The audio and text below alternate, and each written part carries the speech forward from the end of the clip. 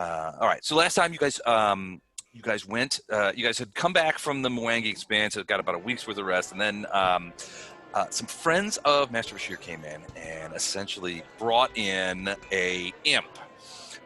Who so it was a couple of friends, including some highly placed Pathfinder guys, and basically said, look, this one of the guys was a demonologist, and he says, look, this imp basically tried to break into my archives, and I caught him, and I wanted to know why, because it's not something that imps typically do. And the imp had, they finally beat the story out of him. And the imp basically said, all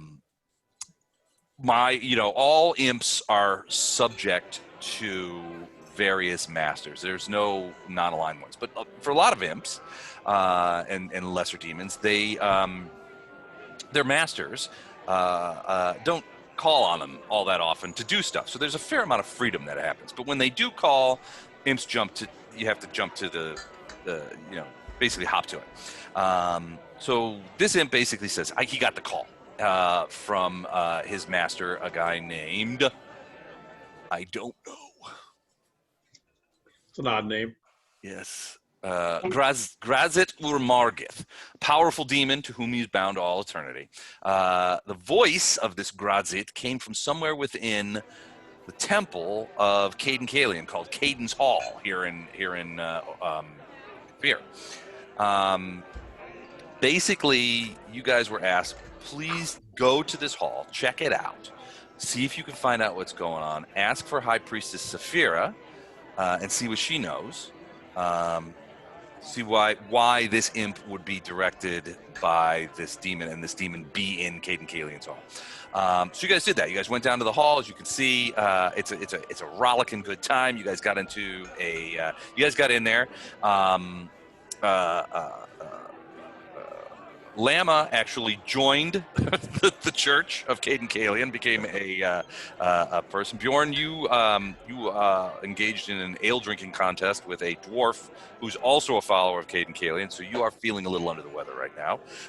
But you eventually found this Sephir woman. She was on stage drinking in the back room and doing essentially stand up. And from what you could tell, terrible stand up. But she seemed to enjoy it. You guys pulled her aside and said, hey, look, we've got a problem.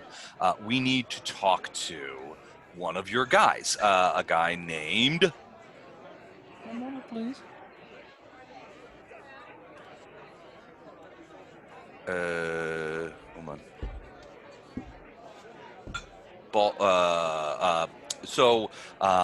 A guy named Brother Dunamast, who is one of this guy Baldamir's students from a long time. So basically, the imp was trying to break into the archives of this Baldamir guy. Osprey put a stop to him, and with his friend, I want to say Xerxes, the gnome, Xerxes, basically grabbed him and beat the story out of him. But they're saying, talk to this Dunamast guy. He is a priest of Cailen.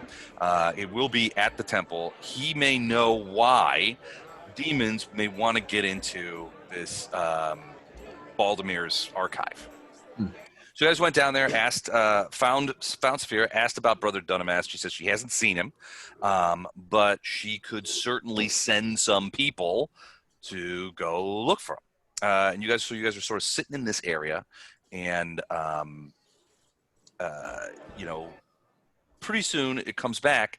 Nobody can seem to find him. Now, Saphira will say, I know he's here. He never leaves. He's probably drunk and sleeping it off somewhere. And she's like, let's go look. We can find this guy. So basically, she says, you guys want to come with me? We'll take a look and, search the grounds and see where he is. What do you guys say? Okay. Doesn't sound like a setup. Okay. It sounds like, did you say it sounds like a setup? It doesn't sound like a setup. Okay. So, basically, what is spewing all of that all those radiuses. It's making me crazy. I know. Well, I'm singing Inspire Competence. Okay, that's probably at least part of it. Okay, so you guys, we'll just leave it alone. It's just bugging me from an eyeball standpoint. So John, you and Beltran and Fiat were all sort of outside. Where's Mike Phillips? Hey, he's not here. Where's Mike? Hold on, let me reach out to him. I knew we forgot somebody.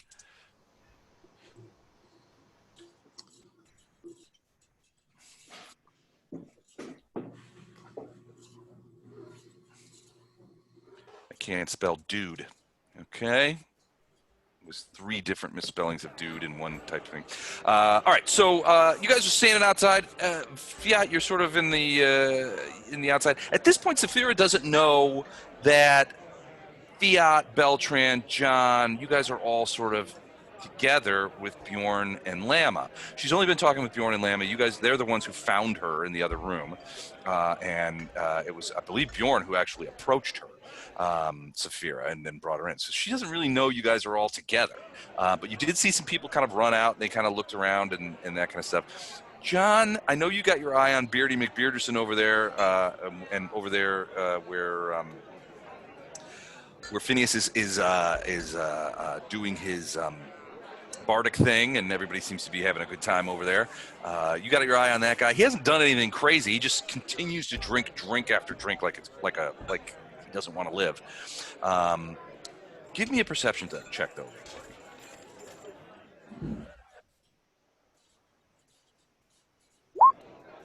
24.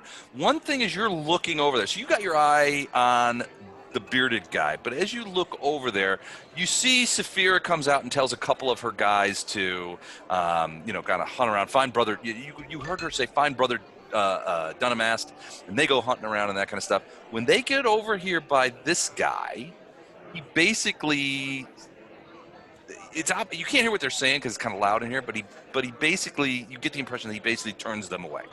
And they're like, hey, look, Saphira, we're looking for this guy.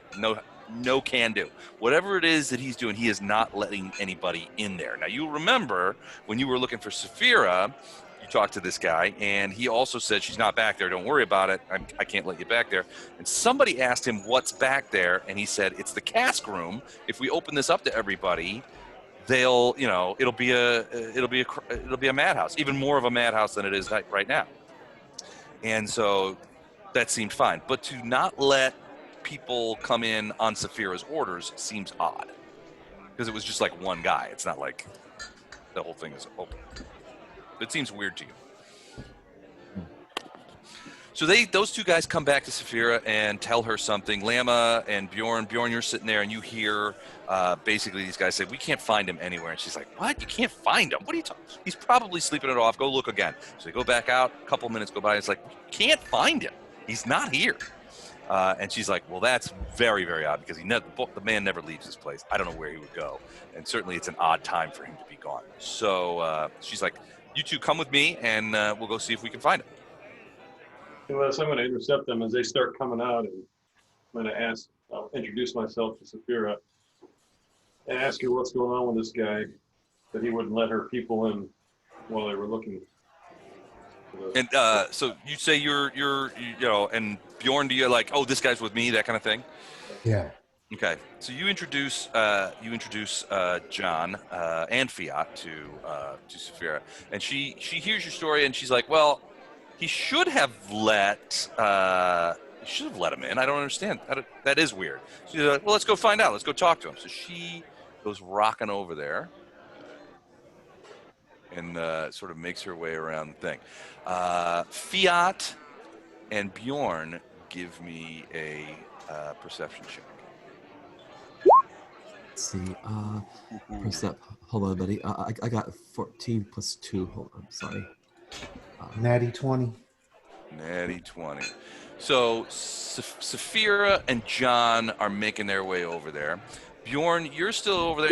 You're heading over there too, but you kind of like stop because there and Fiat, you hear the same thing.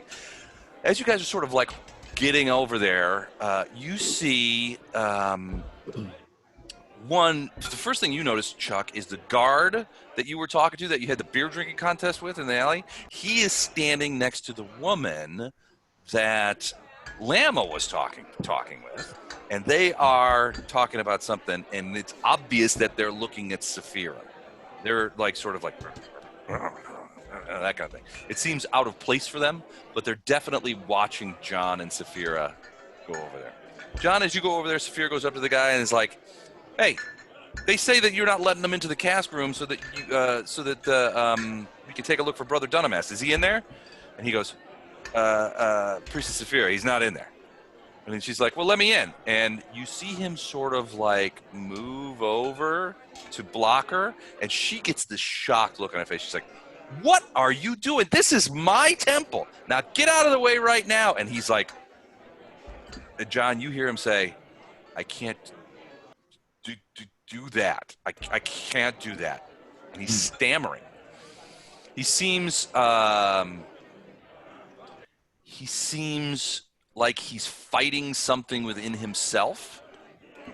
And you see his hand begin to sort of go for the sword. Saphira looks aghast. She sort of steps back and she's like, "What are you doing?" At this point, Chuck, you and where'd Fiat go? Fiat moved. Sorry, I'm sorry. Oh, there he is. Okay, so you're over there next to the Fiat. Chuck, you kind of hang back a little bit. You see Vera and Vincent start moving over that way. And what's more, you see Vera sort of coming up behind John Heil, and she's got her mallet out. She's got a big sort of, I wouldn't call it a war hammer, but it's it's essentially a mace. And you also see Vincent coming around this side. He seems to be following Fiat and coming around to, like over here. And he's moving that way. Oh, all right. Interesting. Well, okay. Okay, so from where I am watching all this, how far can I move? Are we in sort of combat movement stuff, or is it just kind of? Well, the guy in front of the door is about ready to draw his weapon, and Saphira is just berating this guy. She's like, "How dare you pull a weapon on me? I'm the priestess of..." She hands on her fist. It's like, "You get out of the way of that door right now!" And it's like, John, you can see it, and Fiat, you can see through this. There's like physical. This guy is sweating as he's like trying not to pull his weapon, but then you see something go. And all of a sudden, whoosh, that long dagger comes out, and he begins moving on Saphira. And at that point, we probably should roll initiative.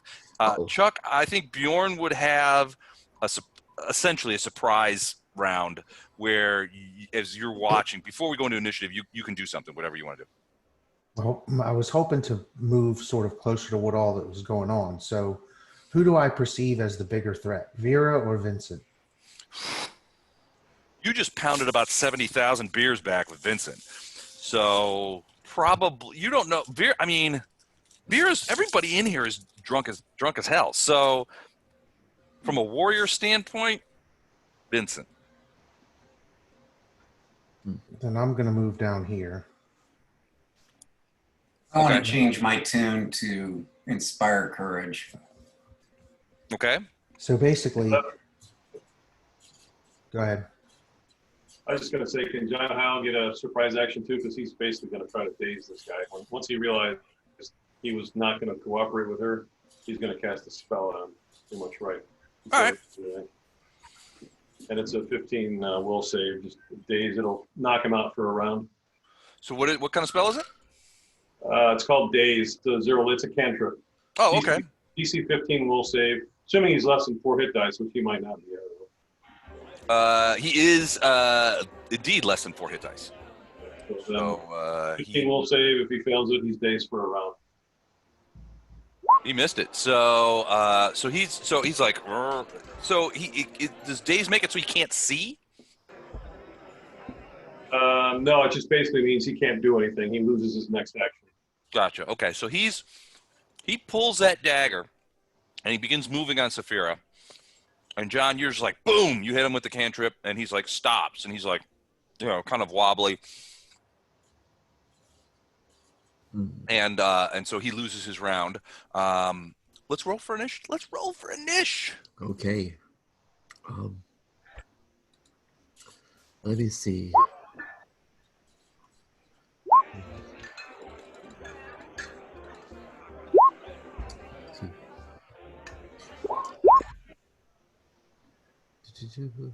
Oh, board has 22. Nice. I got 22. I don't know how to do that initiative stuff. All right, hold on a sec. All right, so you got a 22? Yes. Phineas? Okay. Let's go ahead and add you in. Is everybody else is going in there automatically or no? Not me. Not you. Phineas. Or Fiat. Fiat. Sorry. Fiat here. What'd you roll? 18, sir. 18. Let's go ahead and... Whoops. Shit. Hold on a second. 18. And Saphira. Okay. 2 13s in a row. All right, let's sort this out. Go to the top. Bjorn, with his keen eye for weirdness, gets the jump on things, and you're up first. So you see Vincent sort of like moving along. He's got his eye on Fiat, and he's got essentially a big hammer, a mace of dwarven make that he's going to. He looks like he's going to clout Fiat with. Okay. So, But this is a guy you just spent a couple hours drinking with. yeah. Not a couple hours, but an hour. Yeah. Seemed like a good dude. Well, now he's eyeing up my little tiny friend. So now he doesn't seem like such a good dude anymore. Bjorn, I love you, man. So I love you, man. at this point, should I assume that I do not have a weapon drawn? You do, yeah. You would not have a weapon drawn at this point. Okay, so to draw a weapon is what sort of action? It's a move action. Okay. But you can move during that move action while you draw. Right. So basically, the draw and get here is sort of one move action, Mm-hmm. and then bashing him over the head with the sword is another move action, or is the right? Okay. That's normal. You're just gonna cut him down, huh? Yeah, pretty much. Okay. So, and then because of the move, it's only one attack, so you'll have to ignore the second one. It's all in the whatchamacallit. So 29. 29 is going to hit. Kawap! You just bring. He's not even looking at you. He doesn't expect it. You just come up from behind him and just like krang Oh, with the sword, just bury it in the dude. 16 points of damage. Oh Ooh, my god. Ooh, there you crunch. go. Oh, he's like, somebody hit me with a sword. It's you. What did you do that for? And he's like, so he kind of turns and whirls on you. Phineas, you're up. What are you doing now? You were doing Inspire Courage. You could change that up, or maybe pull a sword, jump in the fight. I am going to run the cantrip message so that I've got communication open up with my whole party. All right, whipping up the network. Nice. All right, you gonna move or anything like that? Yeah, I think I may try to get lost in the crowd a little bit while spreading some courage around. Okay. So You could like use that. the old bearded man as a human shield, maybe. Yeah, right. you know. Jump down and sort of run around the fire to that other side there. Most of the I'm people trying to mingle in with the crowd. Okay, most of the people in the main room have not sort of got onto the idea that there's a fight brewing again. I mean, it was only maybe 25, 30 minutes ago that the barroom brawl ended. So everybody's still, I mean, there's still a few bloody noses in the house. All right, cool. Fiat, you are standing right next to Saphira. This guy has pulled a long poignard, more like effectively a short sword, and he's going after her. She's still yelling at him to get out of the way, but he stopped. He was approaching her, and he sort of stopped. He's like, ugh. He might be drunk, but you don't remember this guy being drunk. Yeah, I don't want to just start lashing out. May I please do a perception check? Sure. Do I think somehow this guy is being controlled? Or Go ahead and roll perception. yes, sir. That's going to be D20 plus 16. I roll a 21. A 5 plus my bonus. You don't know if he's being controlled, but because you're not a mage, and you know there's a lot of things. Yeah. But he did. It seemed obvious to you that as Saphira was yelling at him, he seemed to be struggling with himself. She's yelling at him, "Get out of the way! Who do you think you are? This is my temple!" You know, blah blah blah blah. And he was, you know, it was like there was this physical struggle going on inside him. Okay. So yeah, you maybe think he's maybe he's under the control of somebody, or somebody is using him like a hand puppet, or I don't know, something's going on there. Okay. I don't attack. Instead, I say I yell to Saphira, Ms. Saphira, just met you. I think there's something weird going on here, and this man is not himself. Madam, please flee the temple while we investigate. Flee, run. She's like, "What? What are you talking about?" He's not himself. Run away fast. Okay, so all right, so you tell her that. Do you do anything else? Do you like? I'm gonna be at ready. I draw my short sword. It's I got my trusty short sword +1, and I'm gonna be ready to fight, but I'm not gonna attack. All right, so this guy's sitting at the table here. He's drunk out of his mind. He turns around and he's just like, "Hey, dude, what's with all this violence?" Sorry, buddy. You know, there's something. Stab him. Take that. No, I Shut up, say, you pacifist dick. say, sorry, buddy. You know, there's something fishy, strange going on here. But just keep your head down, and I'm gonna handle it. All right. Okay, so you draw your short sword. And you tell Saphira, "Get the hell out of here. Run away fast." Something's wrong."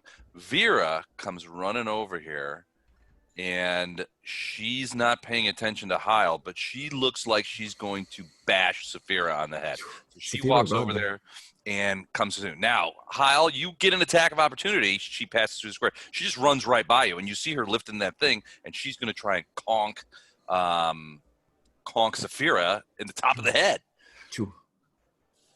Okay. Okay, I'll try to hit her with the spear that I'm holding.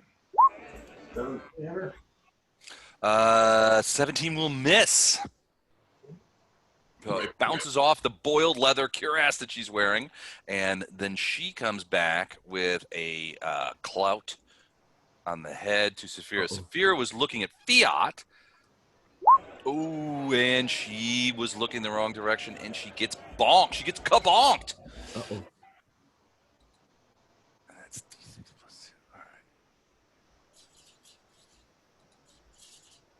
right. Bam! She gets hit for 4 points of damage, and you see her just like go, "Ow! What the blue blazes are you doing?" True. Okay. In all fairness, she was told to run. Yeah, like a second ago. So Vera bashes Saphira on the head, at which point people in the general area start to pay attention, because this is unheard of. I mean, because it's one thing to engage in a little good-natured fisticuffs, throwing a chair, chucking a tankard, couple of low blows, but Caiden Camion was well known to do. sure. But in this case, somebody just cracked the high priestess over the top of the head with a hammer, and that's not cool. Saphira, being the cracky, takes Fiat's advice to heart and runs into the other room through that door. She does take an attack of opportunity from Vera, though, to do so. Actually, no, she doesn't, because she's going to do a full withdrawal into here, and She's in that room. Now it's Vincent's turn. Vincent has a hammer in his hand, and he is going to attack. He's going to attack Bjorn, who just clocked him. 22. I'm going to guess that does not hit you. That's a miss. That's a miss. So missing as he does and understanding that he's facing a powerful armored foe, he is going to take a 5-foot step backward away from you. Can you adjust his health bar, please? To what? Or did he take no damage from the last shot? Oh, no, he did. You should... Oh, I see. Here you go. There you go. Is that better? Yeah, that's better. Okay. John Heil. You just saw this woman in front of you, kabonk, High Priestess Saphira. Saphira, Fiat's like, get the hell out of here. Saphira's like, what are you talking about? And then she gets hit, and then she runs off. You tried to stab her with your spear, but missed. You're not sure that she even noticed that you tried to attack her. She was solely focused on it, and she looks like she's going to follow up and try and go in and get Saphira as well. Okay, good. Well, then I'm going to cast a spell on myself to summon my Eidolon, because I'm pretty much useless without it. Okay. And it is... You're going to change. Yeah. I'm not summoning him. I'm using the summon Eidolon spell. So he basically is only going to be here 6 minutes, but it takes a round to do that. Okay. So that's my full. And that is, where is your Eidolon? It's the fox guy, right?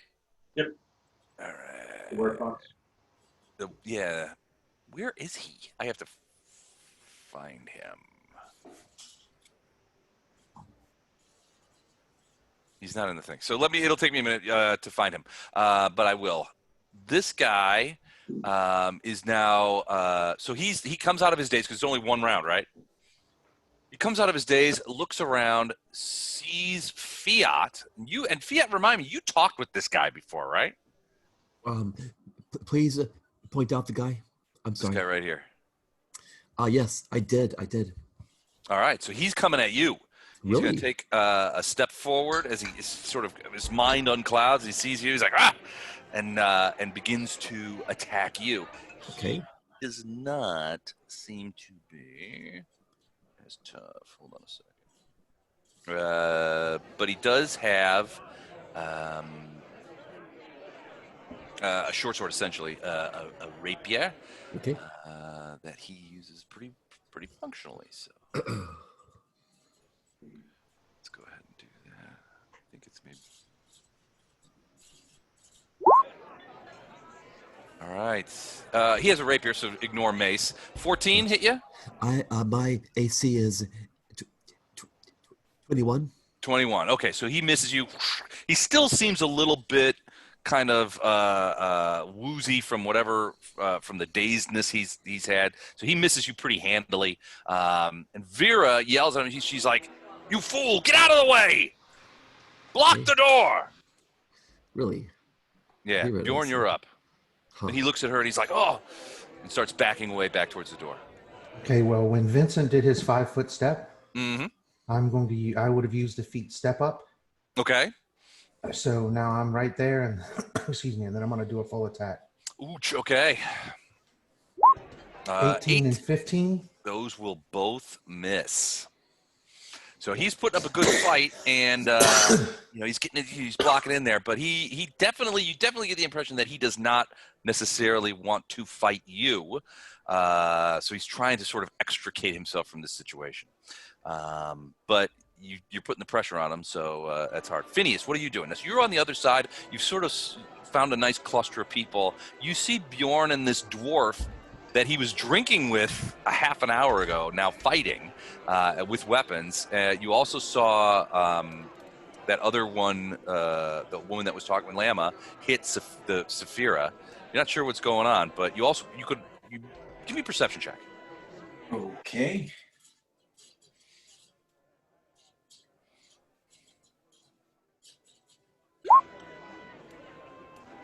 $15. 18. Yeah, it's hard to hear what they're saying over there, but you do hear that Vera woman yell at something at the guy who's attacking Fiat.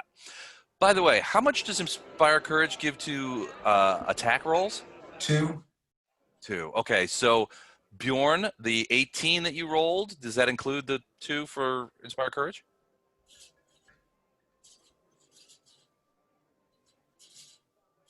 Chuck? No, that should be 20 and 17 if they're both plus 2. 20 and 17. So a 20 will hit. So that's 12 points of damage. Well, +2 on the damage. It does +2 on a damage too? Yep. Okay. So 14 points. Boom. So yeah, you hit him. I thought that was. I saw you were in the circle there. In the, All right, yeah, so- I didn't pay attention to what the yellow meant. No, it's all right. So Phineas, what are you gonna do? I'm going to use message and ask Fiat if I should make him invisible. Okay.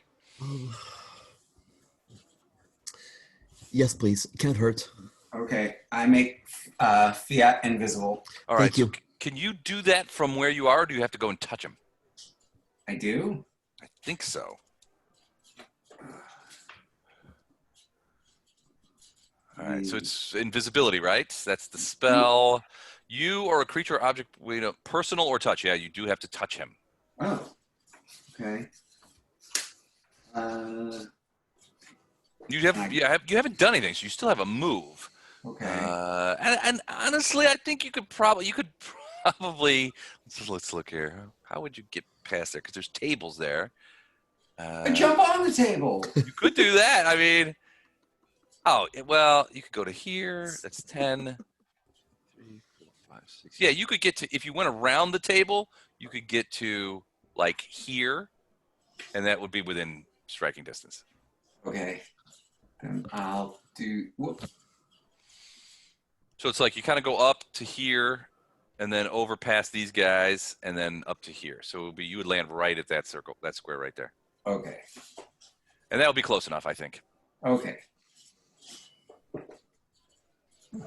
All right, and then you reach out, cast the invisibility spell on him. Right. Yes. One standard action, boom, you're invisible. Okay. Now, does that mean I cannot attack? So invisibility, right? Yeah. So you cannot attack. It will. It allows you to, because this is regular invisibility. So Gotcha. right, Okay, if you got it. attack, it goes away. Got it. But you are now invisible. So let's just note that on your person, the bloody eye. All right, excellent work, Phineas. And I'm assuming you're continuing with the Inspire Courage. Yes. Okay, Fiat, it's your turn. All right. Cool. I don't do. Okay. Shit. What do I do? Something's going on here. I don't want to start stabbing people who might be. Well, you have an Innocent. opportunity to put yourself in position. Yeah. I don't want to just start hurting people who might be under some sort of domination spell or something, because it's obvious that maybe it's Vera. Maybe it's Vera. You know what? Maybe she's born with it. I'm gonna, you know what? I'm gonna take my short sword. I'm gonna go up and backstab Vera. Okay. Okay, hold on a second. 'Cause You're gonna sneak around and get behind her because she's yelling. So she saw you disappear, and she saw Phineas doing. She's like, "Hey, what are you doing?" Because she's now she's not yelling at him. So how are you gonna do that? You gonna go under the table? Well, shit. Time You out. could probably. But I'm 3.5 feet tall. I am the height of a 5-year-old human kid. Okay. Because I've got a kid who's age 5, and he is actually 1.5 inches taller than Fiat.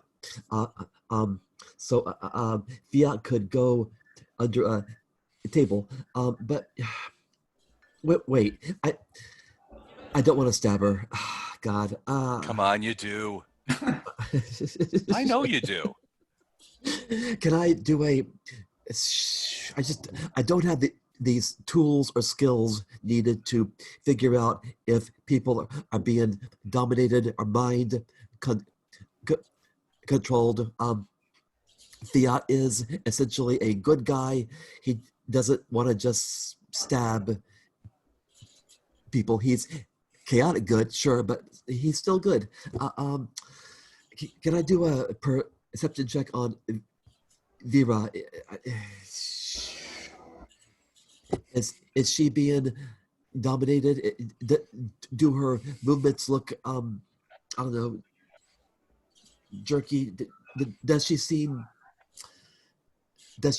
lost or Okay, yeah, go ahead and give me perception. all right.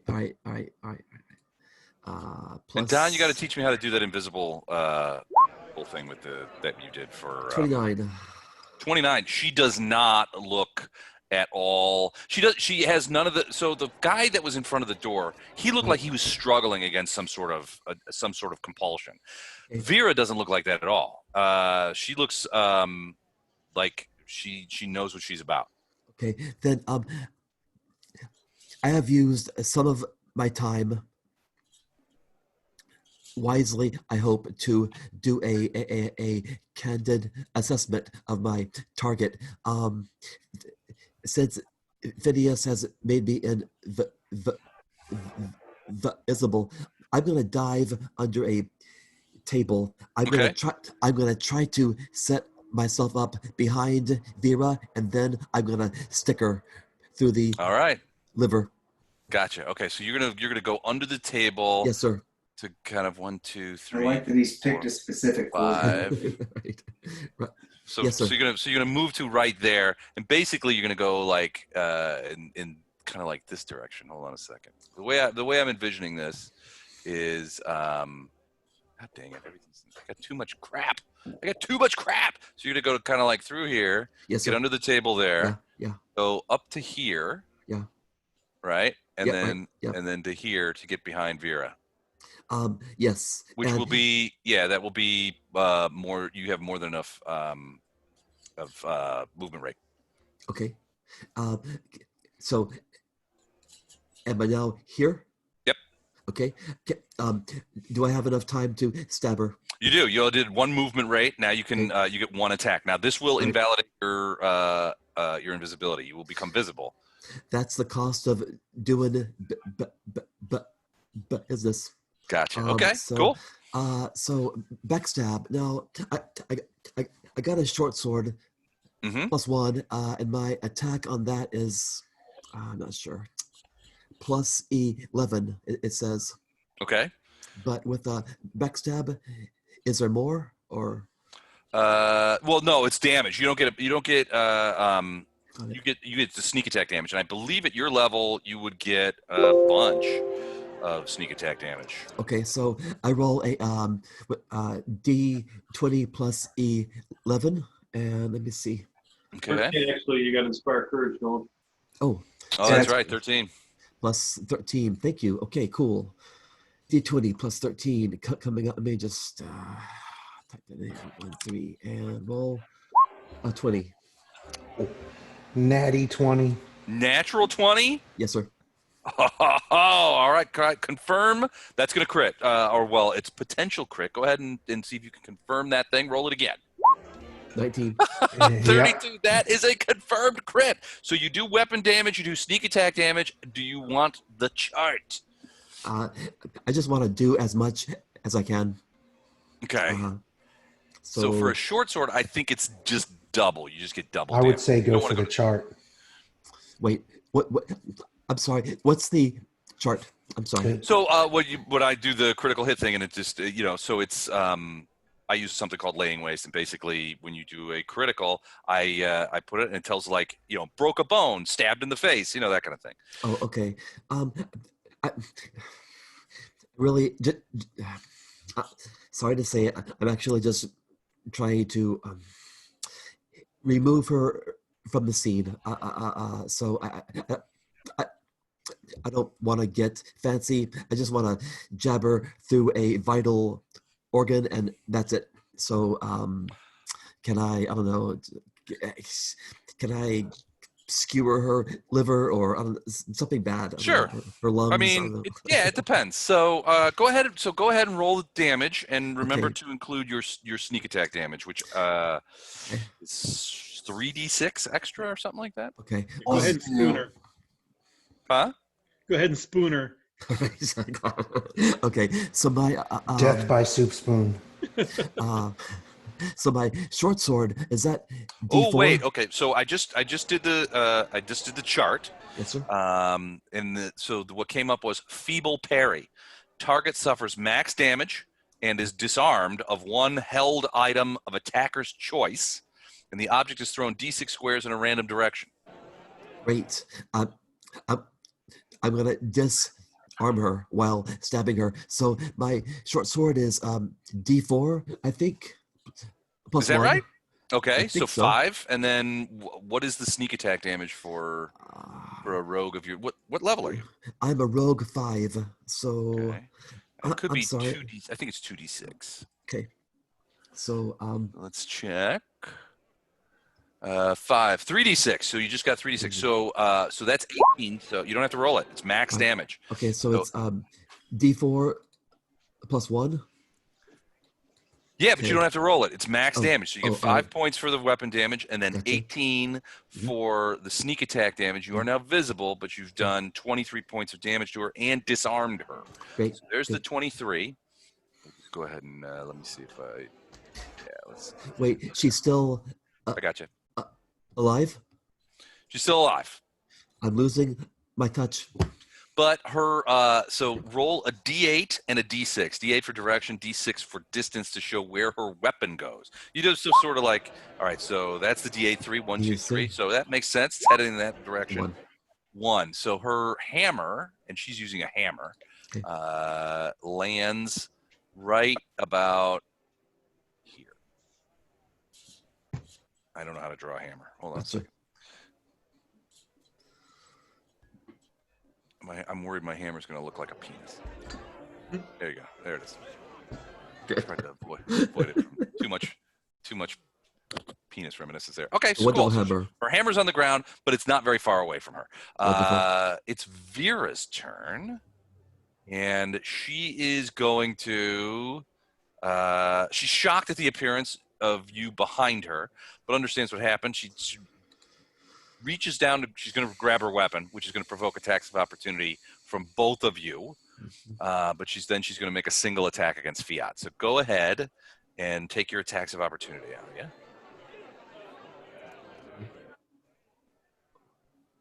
Wait, who does? I'm sorry. Vera, the woman you just stabbed. Yes, is The one that's she after. Yeah, Okay. you It's get after you get Saphira. an attack of opportunity. I do? Really? Okay. Well, yeah. So you knocked her hammer out of her hand. It dropped to the ground. got She it, looks got it, around got at you and she's like, "You little bastard!" And then she reaches down to grab her Right. hammer because it didn't go flying too far. It only went one Gotcha, square. gotcha. So she reaches down to grab it, but that provokes. Gotcha. So D20 plus 13, 29. Ooh, that's another hit. It's going to be D4 plus 1. Yep. So Yeah, no sneak attack damage on that. 5. Max though, max damage. That was quick, Andrew. And Gordon, you get a sneak attack too. Yep. Or you get an attack of opportunity as well. Yep. You're muted, buddy. I'm casting a spell. I can't do anything. Okay. That's right. Yeah, you're in the middle of a full round action spell. Fiat is getting inspired courage damage, so we should have like another +4 for inspired courage damage. Really? +2. Yeah, I think it's +2. Okay. Well, +2 and then +2 for the last time. Oh, yeah. He added it too. All right. See you, Donald. See you guys. Donald's got to jump. Bye. Hey, Don, send me that thing that you did with the invisible guy. I sent you the GIF just after you were talking about it and everything. Okay, perfect. Great. We'll talk about how to use it. Gotcha. Yep. All right. So John's doing his thing. So she's going to take a crack at Fiat. Ooh, 25 with the hammer. It hits me. Hits you. All right. Here we go. Wait, did she get her hammer back? Yeah, she picked it up. That's what provoked. So she picked Got up her it. hammer and she just swats you with it and does 4 points of damage. All right, fine. fine. All right. All right, So Saphira is going to go 1, 2, 3. And Bjorn, you hear Saphira in the other room say, "Give me that rapier." And then you see her pop out over here next to you, and she's got a rapier in her hand, but she's all moved out. Vincent is starting to worry, but he's going to do... Shoot. He feels like he doesn't have much in the way to do, so he's going to do a full attack action.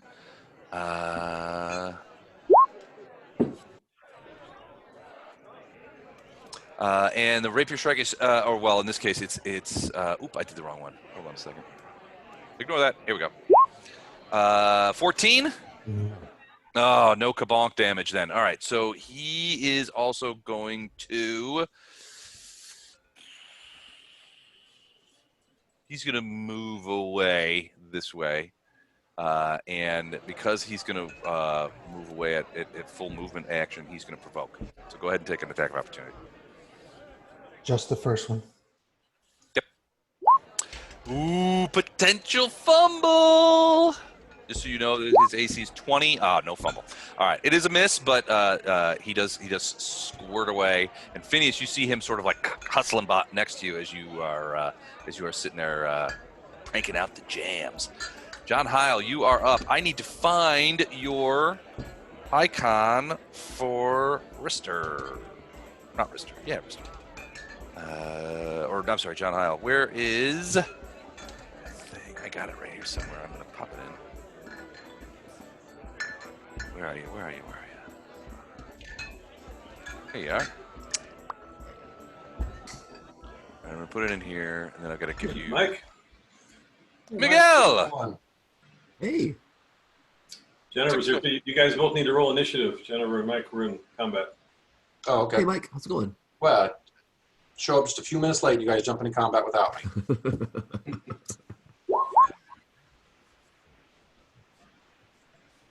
Where is my guy?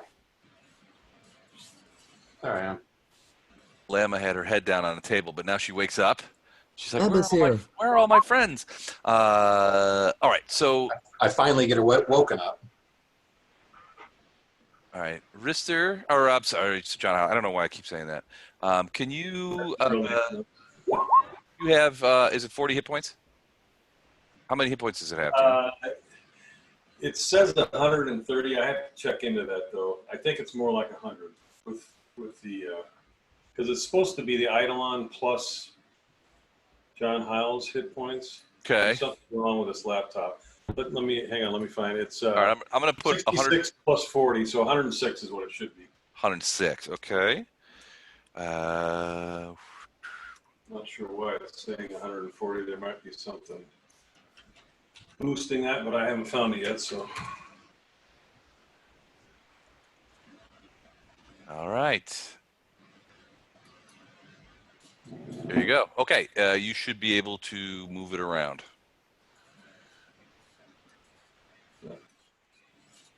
Okay. Cool. I'm going to do a full attack On Vera. Okay. And let's see, bites.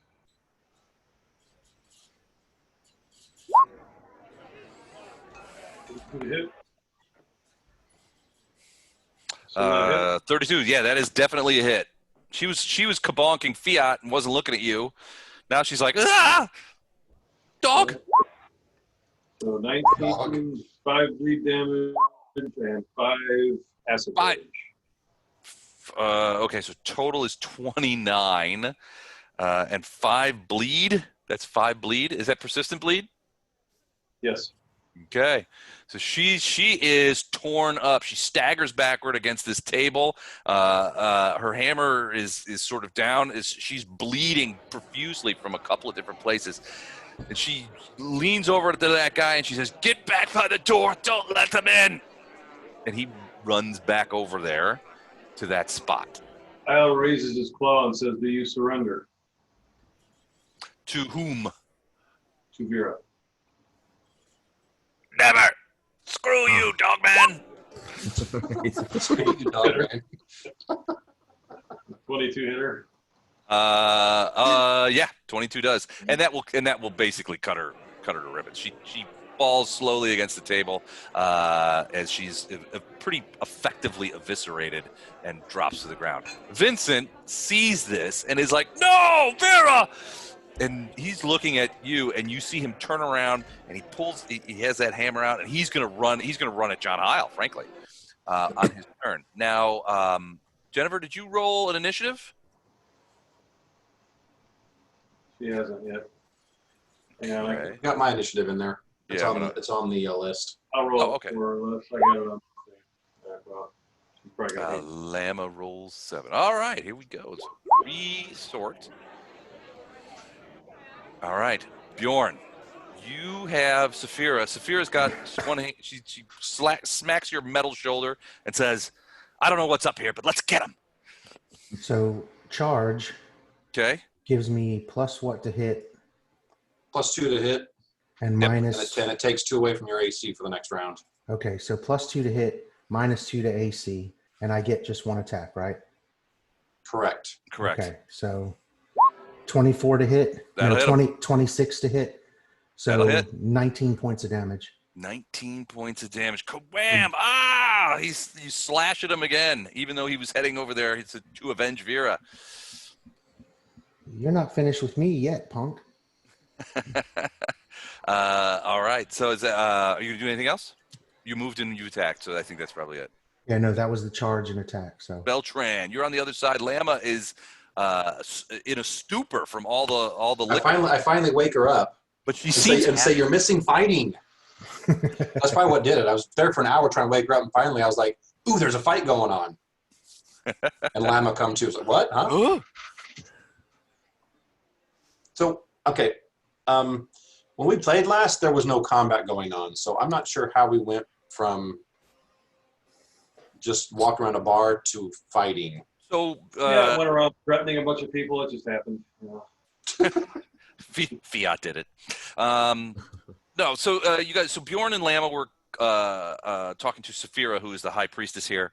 They basically say, "Look, we're looking for this one of your priests, a guy named Brother Dunadast or something like that." Hold on a second. Where is it? Brother Dunamast. And so she sent some people to find him. They couldn't find him, which she said is really weird. He's always here. He's probably just drunk and sleeping it off somewhere. Look again. And then it came back that they were not, there was only one. They searched the whole temple, couldn't find him. The only place they weren't allowed to go into was the cask room because this guy wouldn't let him in. And she's like, "Well, that's nuts." And she stands up and goes over there and she starts saying, "You can let me in." And then this guy sort of was like, "I can't let you in." And as Fiat saw, he was like sort of struggling within himself. Like he was almost under a compulsion that he was trying to fight. But he ended up drawing a short sword and attacking Saphira, at which point everybody jumped in. But then once that happened, the two people, the dwarf that Bjorn was drinking with and the woman that Lama was drinking with, ran over there, and Vera, the woman that Lama was drinking with, actually hit Saphira, the high priestess, with a mace, with a hammer. So she's on our side right here. Who? Yes. Saphira. Yeah, she's the high priestess. I don't see a name there. So Oh, sorry, I can put a name there. That's Saphira. I'll put a name on it. okay. Yes, But but she is on your side. But everyone else with the red bar is an enemy. Yeah, so far, especially John Heil.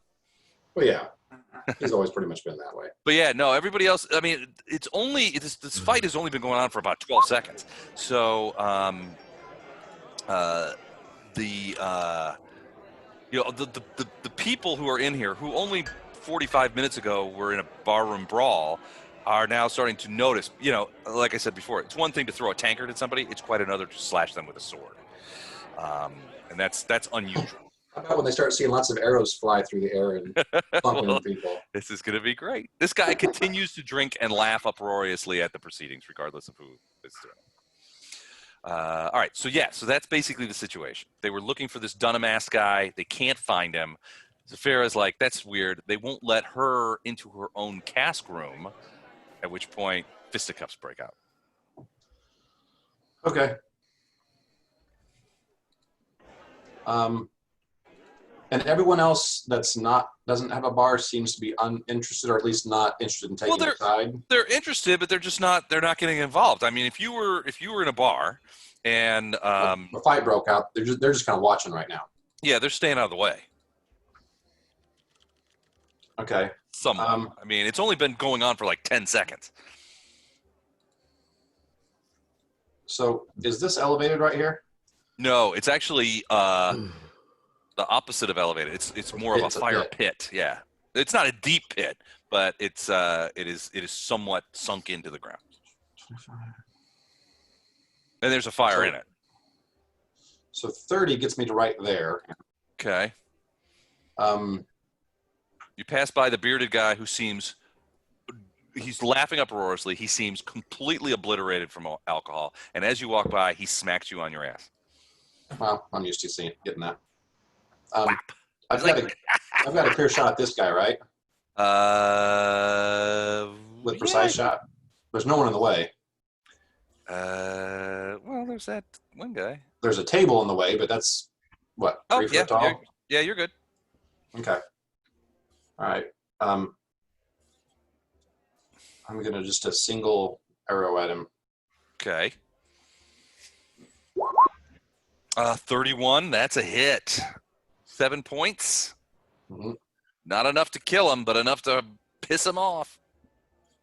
Yeah, I'm not really worried about it. Bjorn's right next to him. Boom. So he's like, oh, and he's shot, and he falls backwards against that wall, the window there, and he's like, he's swinging around, and he's like, now who's this dick that just shot me? Phineas, you're up. Okay. So Fiat completely wasted the invisibility spell. No, he did a good thing with it. He was able to get into position. No, he did. He got behind her. He did max damage and then knocked her weapon away, provoking attacks of opportunity, which ultimately resulted in her death. So not bad at all. Am I in a good position to verm the dwarf? Probably easy right now. Yeah, potentially. You can sneeze on him, probably kill him. He doesn't have much in the way of hit points left. Well, okay. I don't know whether Low-level magic missile will probably finish him off. A what? A low-level magic missile would probably finish him off. If only I had that. I've got. Cheating is a free action. Oh, that's right. Okay. Well, I cast a magic. No. Nice. Well, it's one thing when you cheat, Mike. It's quite another when you instigate other people. Come on, Les. That has to go on Twitter. I thought that was inspiring. Is that crossing the line? Cheating is a free action. All right, I gotta get to Twitter up. Can't really take credit for that one. That's been bouncing around our Friday night group for probably the last 5 years.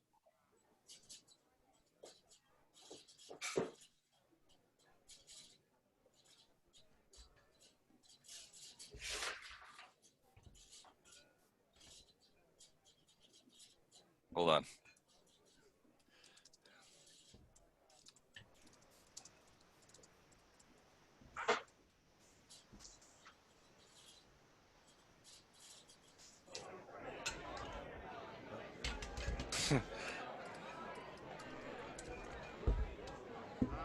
Okay, sorry. I'm almost there. Go ahead, Andrew. What are you gonna do? I guess I'll shoot him with my point blank shot skill. So. Okay. Do you have a bow? I do. So I get a plus.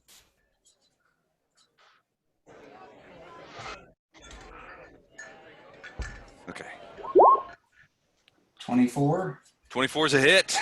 That may finish him off. You just sort of point blank him. Well, I'm right there. Yeah. Boom. Yep. So it's whatever your bow damage is plus 1. You know what I learned the other day? As a general side. Do you know what the term point blank means? It doesn't mean that you're like super close or anything. It only means and maybe Chuck probably knows this, but point blank means that you're close enough to your target that you don't have to take into account gravity bringing the bullet downward. You don't have to. You're close enough to the target where you don't have to account for gravity pulling the bullet downward over the distance. It's so weird. Now you know. All right, 5 points of damage. That is going to be enough. He had 3 points left, so an arrow comes out of nowhere and gets Vincent right in the neck. Sticks there. He glurts a little bit of blood onto the floor, then slides backward onto the floor in front of the door. This guy looks petrified, but he is backed up against that door and he's not moving. You say it looked like he was struggling. It looked like at least initially, it looked like he was struggling. Then Vera yelled at him, "Get back against that door! Don't let anyone in to the cask room." And so he's like back. So there was a moment there when Saphira was confronting him. We seemed like he was struggling against something, but those struggles don't seem to be taking place now. Okay. Actually, I'm gonna call out. Before we kill this guy, let's try it. Let me try something. All right. Which is very much unlike Beltran because he kind of likes shooting people. Wait, so you hear Beltran yell out from over by the guy, "Don't kill him yet. I want to do something to him." Actually, that's not what I said, but that one sounds better. Let's do that. Fiat, you're up. That's what I said. And you're a little worried about what Beltran wants to do to that guy. Okay. I really want to talk to the guy. Oh, you can do that all day long. Okay. Is the guy still hostile? Well, he's got his sword out. He's got his back. So you're talking about this guy right here? Yes. Okay, so he's got his short sword out, and he's looking around. He's looking at John Heil. He's looking at you. He's looking at Bjorn. He's looking at Phineas, who just aced the dude, and he looks frightened, nervous, not altogether ready for what's going to happen. He's got his sword out, and he's got his back against the door, and he looks, well, at least moderately determined to keep you guys from out of there. Okay. I'm gonna call out to him. Hey, guy by the door. Listen. Obviously, we're gonna kill ya, unless you drop your sword and talk to us. That's all I want to do is talk to you, or else. Obviously, well, it's not gonna go your way. So, what do you say? Drop your sword. That sounds like an intimidate check to me. Sure. Okay. All right. All right. Let me see. Yeah, it's got to be a bluff check, man. Or a bluff check, yeah. A bluff Well, check? no, Sure. I think you guys will eventually kill him. I don't think he said anything that was a lie. We will murder you. So wait, and intimidate. Yeah. All right. So that's good for me. That's +2 for my charisma. So D20 +2. Let me find that here. Where am I? Sorry. D20 +2. Okay, I roll a natural 20. All right, just for fun, he did not roll a natural 20. So he looks at you. You say, hey, we're going to kill you, but we just want to talk. He looks at John and Bjorn, and he's like, all right, fine. And he throws down the sword. Ting, ting, ting, ting. And you hear, so John, you and Fiat give me a perception check. Sorry, perception is plus. Where am I? +16. It's the perception check. See the tinkle on the floor right below him? 35. Holy shit, dude. 18's not enough, but Fiat, after the guy says, all right, screw this, and he throws his sword down, and you hear from behind the door, you hear somebody say, you cowardly piece of crap! And it sounds like the sound of somebody kicking that door. Right, good. Okay, I say, can I talk to him? I say, hey, guy, listen to me. What's behind the door? It's the cask room. The cask room. Is there somebody in there? Yeah, Kevin's in there. Who's Kevin? Kevin's the other guard. Okay. Are there more guards? No. Okay. Why is Kevin locked in the cast room? He's not locked in there. Is he an alcoholic? No more than anybody else in there. So yes. Okay, guy. Look, You also hear what sounds to be something moving, some heavy object being moved inside the cask room. okay. Is it his bowels emptying? Right. I say to the guy, "Hey, guy, what's your name?" Morton. Morton, I'm Fiat. And look, I don't want to kill you, but the rest of these guys, they really want to kill you. So look, I'm going to try to save your life. Now, please tell us everything that you know about that cask room, about Kevin, about why you're here, and then move. and then maybe I can, maybe, I'm not promising, but maybe I can convince my pals to let you go.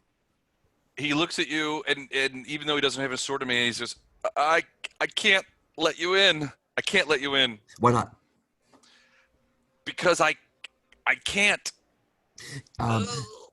Morton, are you I said I might be able to help here okay?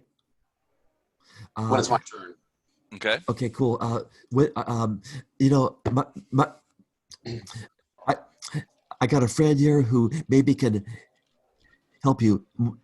Morton, are you willing to let us help you? No. Let me help you. Also, can I, Les, can I walk up and take Morton's sword, or at least kick it down the hallway? Yeah, absolutely. I'm gonna kick Morton's sword down the hall.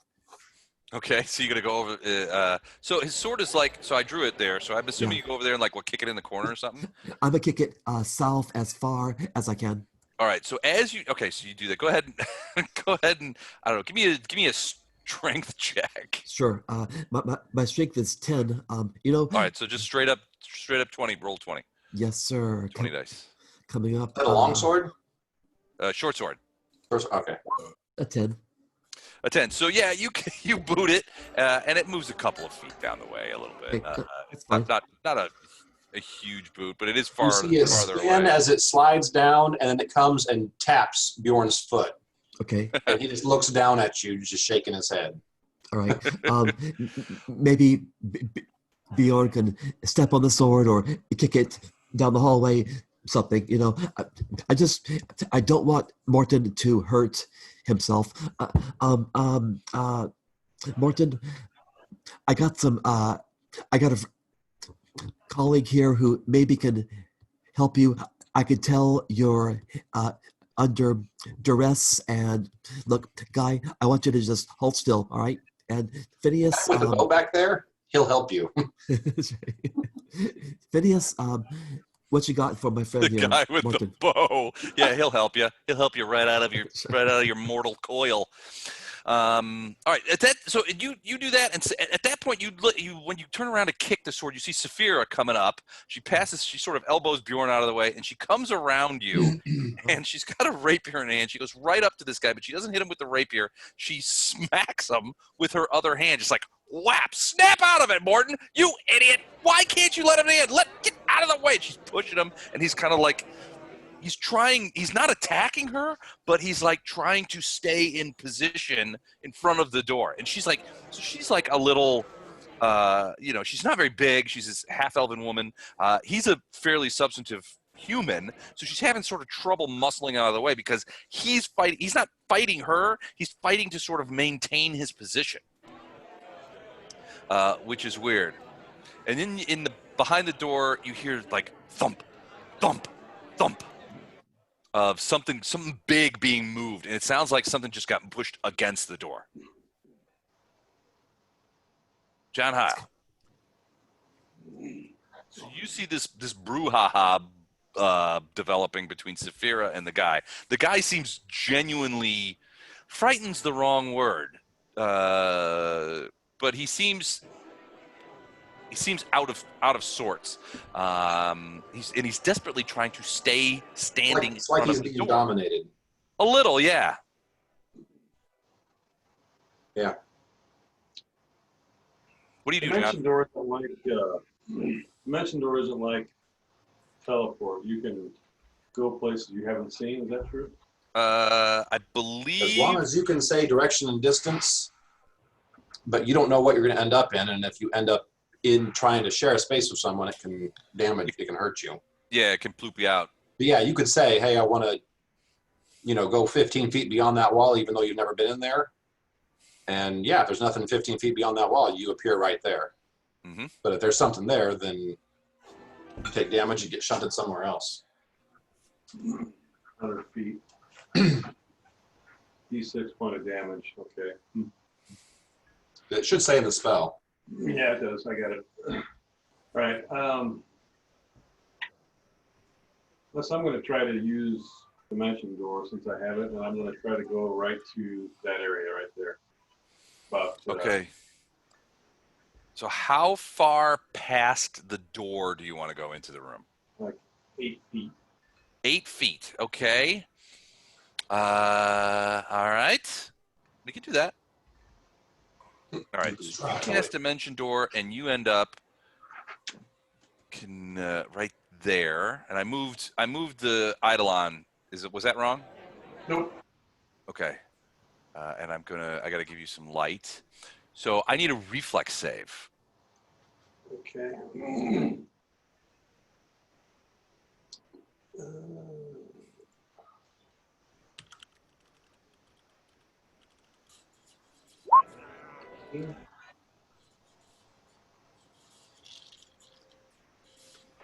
16. Okay, so you find that you land. Hold on, I want to do this. That creature's going to have dark vision. I am sure of it. All right, so you land. So basically, you see there's one guy here, and he has been pushing barrels up against the door. You land at the very edge of the barrels. A 16 reflex save is okay. The barrel goes shooting out one way. They're empty barrels, or at least that one is. Barrel goes shooting out one way. You go shooting the other. But the reflex save keeps you from landing on, having to go prone. You end up in this space right by this guy, and he's like taking it back. So he's stepping back towards the barrels in the back of the room, the casks. And he's got check and see what he's got. He has, I want to say, a sword. I believe a rapier.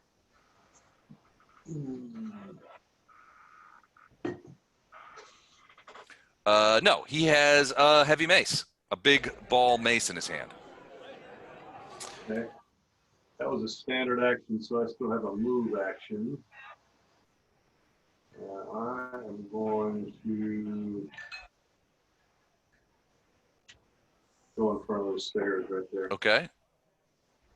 If you want to give the Eidolon sight less, I can get rid of John Howell. You can stick him up. I did. So I'm gonna go ahead and put John Heil in the back, and you should. Yeah, the Eidolon does have sight. Okay. So Okay. that's all I can do. I'm done. Oh. Free action. I'll tell this guy to surrender or die. Okay, that sounds like an intimidation check. You want to roll that real quick? Yep. Llama's up. No. Yeah, he doesn't look like he's about to surrender. All right, Lama, you're awake. Beltran told you there was a fight going on, so that sort of shook you out of your alcoholic reverie, but you're on the whole other side of the bar, and you kind of look over there. You do see some of your guys over there. Beltran is... Just shot someone. he just shot someone. Ready, Les. Yeah, she's finishing up something. Okay, we can come back to her. All right, so the guy in the thing, he has his mace, and he is going to use it. He's going to try and attack you with it. 18. No, second is spark curtain doesn't affect. Yeah. Nope, that doesn't hit. I got Okay, it. so he misses and cracks his mace off of a barrel, which begins to leak beer onto the floor. That's sacrilege in this place. Top of the order, Bjorn, you're up. Okay, so I have heard them talking Mm-hmm. way too much about Beltran's going to help this guy. That's what he said. So It's just kind of odd for Beltran. what's that? Which is odd for Beltran. Typically, he helps people by shooting them. Yeah. So, Helps him into the next world. and everybody piled in the way, so I can't just charge and blast this guy and everybody else through the freaking door. So as my first move action, I'm going to pull my shield Okay. and get my shield ready. And then Uh-oh. What have we here? what is I that? just couldn't see what my aura was versus somebody else's. Oh, did you change your color? Slightly, yes. And then as a second move action, I'm going to move to here. All right. On the other side? Yeah, on the other side of this guy. And as a free action, I'm going to growl at him, get out of the way. All right. That sounds like an intimidate check. Why don't you try that? He's already partially intimidated by fiat. Lower your boom again, Les. Yeah. It sounds like an intimidate check. He's already partially intimidated by fiat, so probably get +2 on that thing. I just clicked it and it hasn't come through yet. So apparently I'm lagging, but hopefully it'll come through here shortly. All right. While we're waiting for that intimidate check, Hold Beltran. music. 5, 10, 15, 20, Yeah, 25. I'm going to go to there. I can't get the video on. And then I am casting Dispel Magic on the guy. All right. So,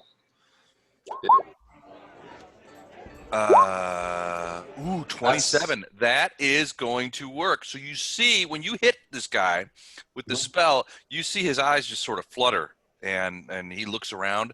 Saphira is still like, "You idiot, get out of the way!" He's like, and he steps back. He's like, "High Priestess, what's going on?" And he's like, "Who the hell are you?" And he looks at Bjorn, and he's like, "Who the hell are you?" say, you just put under a spell. Get out of the way. And he sort of like looks around, and Saphira says, "You heard the man. Get out of the way!" And so he's like, "Okay." He runs over here and gets out of the way.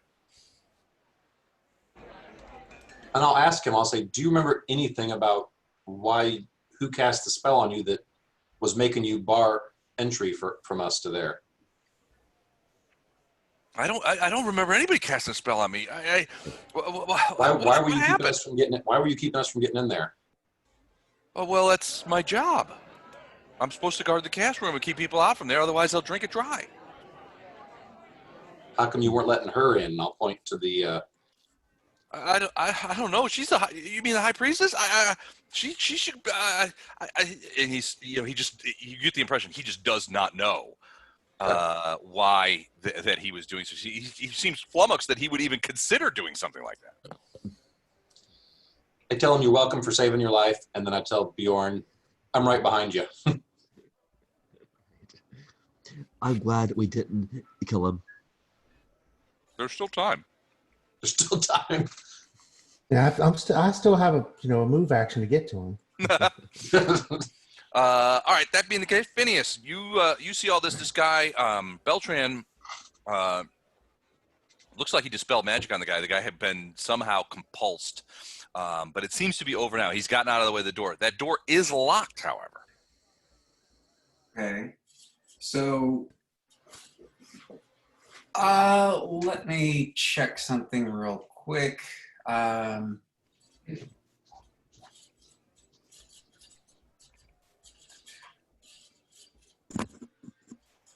So I want to cast Blistering Invective on the people behind the door. Okay.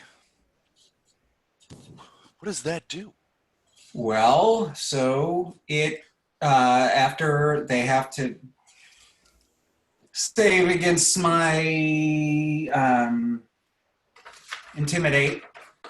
So they make an intimidate check, and if they don't pass, they're demoralized. And when they are demoralized, they take 1d10 points of fire damage and must succeed at a reflex save or catch fire. Catch fire. You unleash, so I'm reading the text. This is great. You unleash an insulting tirade so vicious and spiteful that your enemies who hear it are physically scorched by your fury.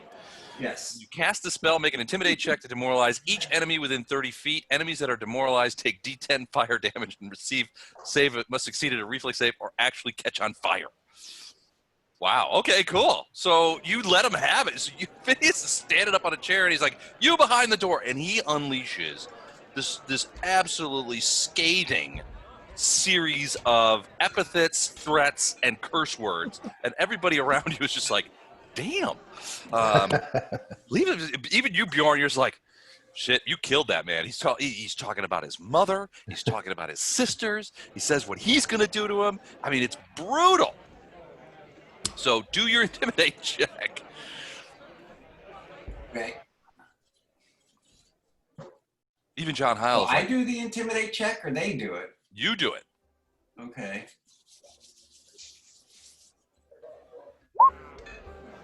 27. Or wait, 20. no, 20. 20. Okay. So I got to do a, what's the counter as a Reflex.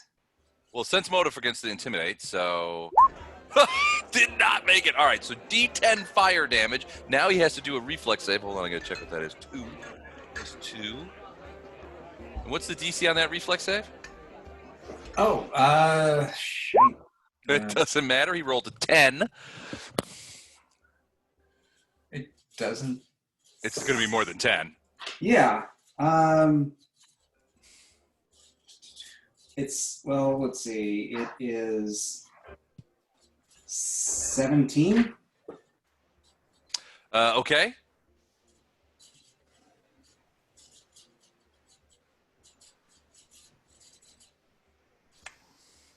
Go ahead and roll the fire damage. As this guy, Heil, you see him literally burst into flame from the invective that he is. Oh, wait, are there any, are there any blesses or anything going on that I'm supposed to add? Just your, not, if it's still on. Did Bjorn open the door? not yet. Hold on a second. I got to do this. Okay. So he's on fire. And John, you see this guy, he's like listening and he's like shocked at this tirade coming from the other side of the door. And then all of a sudden, poof, he bursts into flames. Fiat, you're up. Oh, wait, Phineas, are you going to move at all, or is that it for you? That is, You still have a move action. with I should have got a +2 with Inspire Courage. Okay. So Worked it's either 7. way. Oh, Okay. 7 points. Okay. I'll take the 2 off. Okay, there you go. And so this guy is smacking at his clothes trying to get off. Fiat, you're up. Okay. We're in a crowded bar and we're just killing people right and left. What are the rest of the people Well, doing? everybody's kind of like standing around shocked. There's some other people who are sort of like, keep in mind this whole fight has only lasted about 20 seconds. Okay. People are sort of like just standing around in shock. Nobody's trying to attack you guys, but a silence has descended Okay. over the whole place. Got it. I'm just concerned about big picture and crowd crowd control, police showing up, so on and so on. Because We got Bjorn and Llama. We got all the crowd control we need. well, okay, but you know, Good point. from the outside, this might look bad. I just want to. Well, the cops were just here too a little while ago for the barroom brawl, and they just sort of Right. set everybody back on their chairs and moved out. They're Right. used to sort of fisticuffs at this place. Okay, and I guess I hope that Ms. Safira, whose life I want to preserve, will speak up for us. Are we fighting? Okay, whom are we? Well, you don't have any. killing now? You don't have any enemies outside of the door. Gotcha. But the door is locked. Gotcha. Okay. I'm gonna just let that door be. Can I turn to Safira? If only we had someone who could unlock the door. Oh, you know what? Wait a minute. Thank you. I'm gonna say to Saphira, ma'am, excuse me. I'm gonna just quickly handle this lock. I'm gonna pull out my thieves' tools and go to work on that lock. Well, so you pull out your satchel of tools and kneel down in front of the lock, and she places a hand on your head and says, "Don't be silly. I have a key. This is my bar." Oh, right. She I'm pulls out sorry. she pulls out a big ornate key with a Sorry, bottle opener ma'am. on the end of it. Old habits die hard. I put away my tools and say, "I'm so sorry. Please, ma'am, after you." So she steps up to the door and unlocks it and Okay. opens it. Okay. Or she tries to open it. It opens outward. But hold on, I gotta be in a stoop here. There we go. So she opens it, and you can see there are a bunch of barrels that have been sort of like rolled in front of it. You're not sure if they're full or empty, but you also see that inside there's a guy on fire who's like smacking his clothes out, trying to put out a fire. And you think, man, Phineas can lay it out when he has to. All right, cool. Can I use my acrobatic skill to jump into the room? Yes, but only just. Your turn will be over after that. You can try to jump in the room. So go ahead and use acrobatics. You're gonna like sort of run and jump over the barrels. Yeah. Okay. All right, so let's see. Acrobatics. Where am I? Hold on. Acrobatics. I have a strange thing here. I get plus 16, but I have a conditional modifier of -4. I don't know what that means. I don't know what it means either. Okay, well, I got a So dex of 20, and I have you you at plus 13. Okay, I got plus 16 here. Okay. All right. It could be that. Go for it. This is the sheet that Mike built. Mm-hmm. Yeah, that's what I was looking at too, but I might have an older version. So yeah, just go ahead and roll plus 16 acrobat and jump over there. It's pretty easy jump, Okay. but you're a halfling, so you gotta crank it a little bit. Gotcha. I'm gonna Probably a storm. minus to like climbing or something since you're a halfling. That could be that. Like something to do with being a halfling. Should I apply a -4 since I'm? No, just do the 16. It's fine. Gotcha. All right. Okay. Oh yeah, no problem. So you get a little running start. She steps away out of the door once she gets the door open, and you just sort of leap in there and like, ha ha. And you see this guy. He's looking at you, and he's like, "I'm on fire." I say, you should have just surrendered. This guy picks up his sword and puts it back in his sheath. Good. Beltran didn't notice. Hold on. John Heil is up next. What are you gonna do?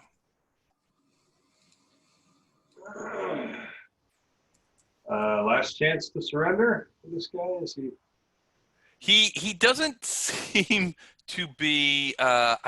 He seems discombobulated. He's trying to put himself out. So I don't know that he could surrender. He's not fighting though.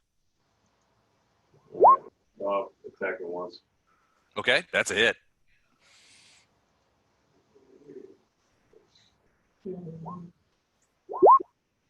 Ooh, so 29 points of damage. You say last chance to surrender, and then you reach in with sort of like two claws and just go whoosh, and he's paying so much attention that you just rip his throat completely out.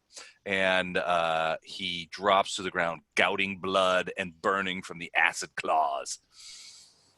The fire slowly goes out as it burns itself out on his body. Ooh, wow. Okay. Huh. Didn't think he'd go down that quick. I guess I'll go check the stairs.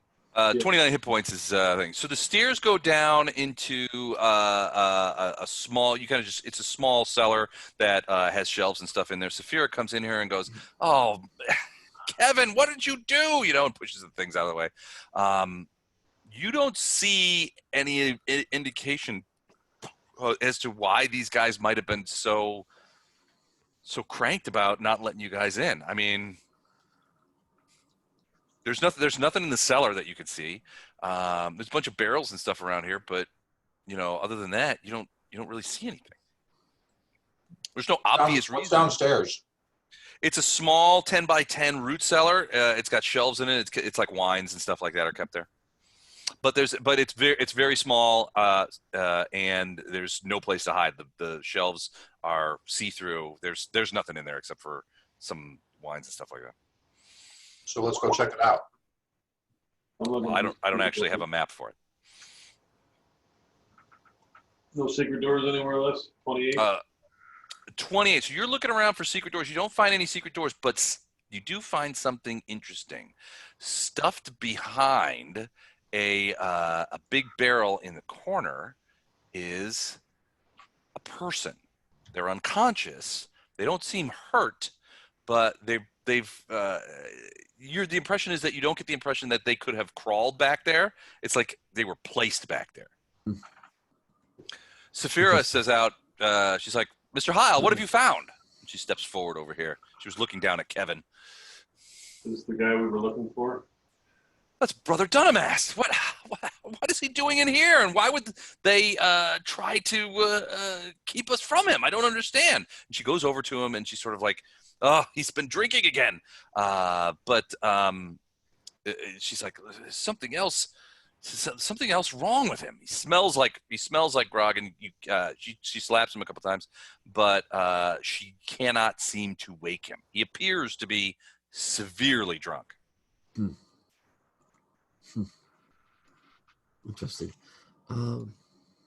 But she will admit that is Brother Dunamast, who you guys have been seeking, who is this Baldamar's sort of apprentice. This Baldamar taught him. The guy who did the archive about all the demons and was a priest of Cailen, and that the imp was trying to get into that archive. Les, I'm going to run back out here and check out that guy that was drinking so much. Okay. He's still doing it. In fact, now that you guys are in there, a couple of people have pulled away Vera and Vincent and taken them outside. Some other people, everything seems to be returning to normal again. Everybody's like, well, whatever that was, it's none of my business. And so I'm going to go back to what it is my business, and that is drinking. Drinking. So a noise starts, and he's got another glass. The lady has brought him another mug, and he just chugs it down. He's laughing uproar. He's not looking at anything in particular. That bearded guy you're talking about? Yeah, I don't even have a counter to check. I'm just thinking maybe there's some kind of spell or something where he's transferring all of this alcohol to the other guy and like poisoning him somehow.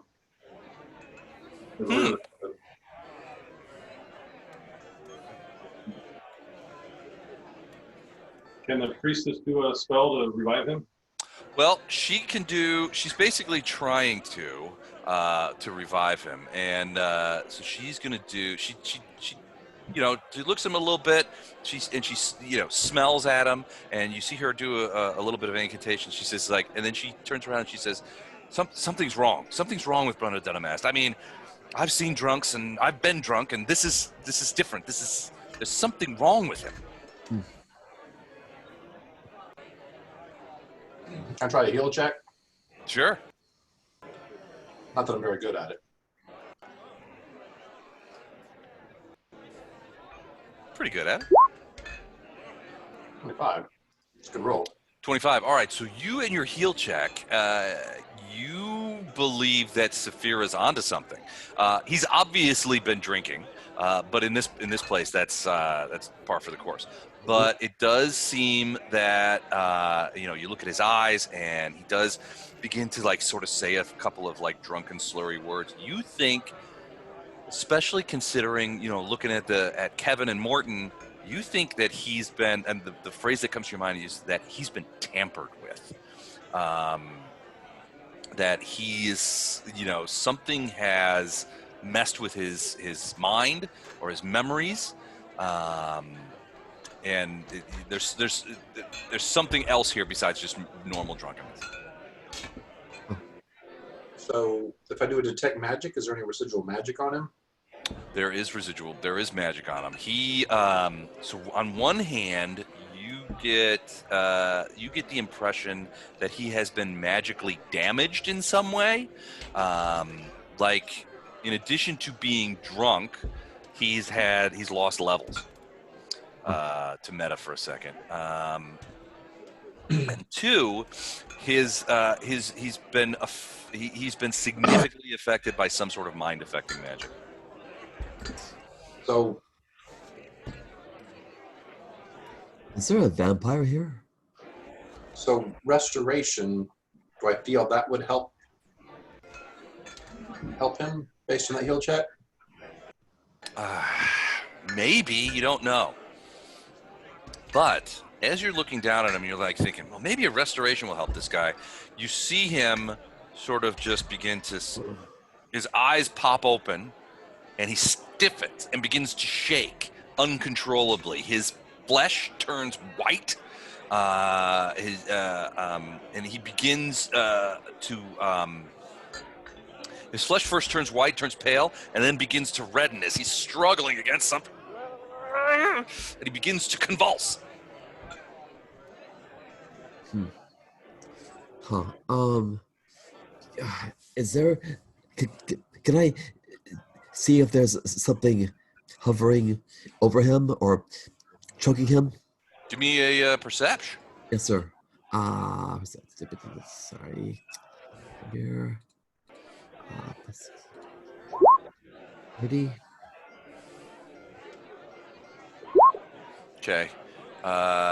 You begin to see, like his skin begins. It's all red, and he's convulsing. And he begins hitting. His head is hitting against the stone floors, and you begin to see like fissures in his skin. Like it's tightening up so much that he's injuring himself. As his skin reds. You, even with a 30, do not see anything above him strangling him or anything like that. I reach out and feel. Can I try to see if there's some tangible? So, like, you reach like above him, like you see if. Yeah. So, if I'm reading you right, you're trying to see if there's some invisible creature that's strangling him. Yeah. Yeah. You put your hands out there. Nothing. All right. Fine. Shit. What do you guys? So that's Fiat. What do the rest of you guys do? Saphira use is like, what's knowledge happening to him? But she's looking at Belcher. What's happening to him? What's happening to him? Can I use a knowledge check to if I know what's happening to him? Sure. Yeah. Knowledge. Arcana, yeah, or knowledge healing or anything like that. Yeah, maybe. Okay. Mama's gonna saunter up to Bjorn and say, "Who's the little guy on the floor?" That's Fiat. Leave him alone.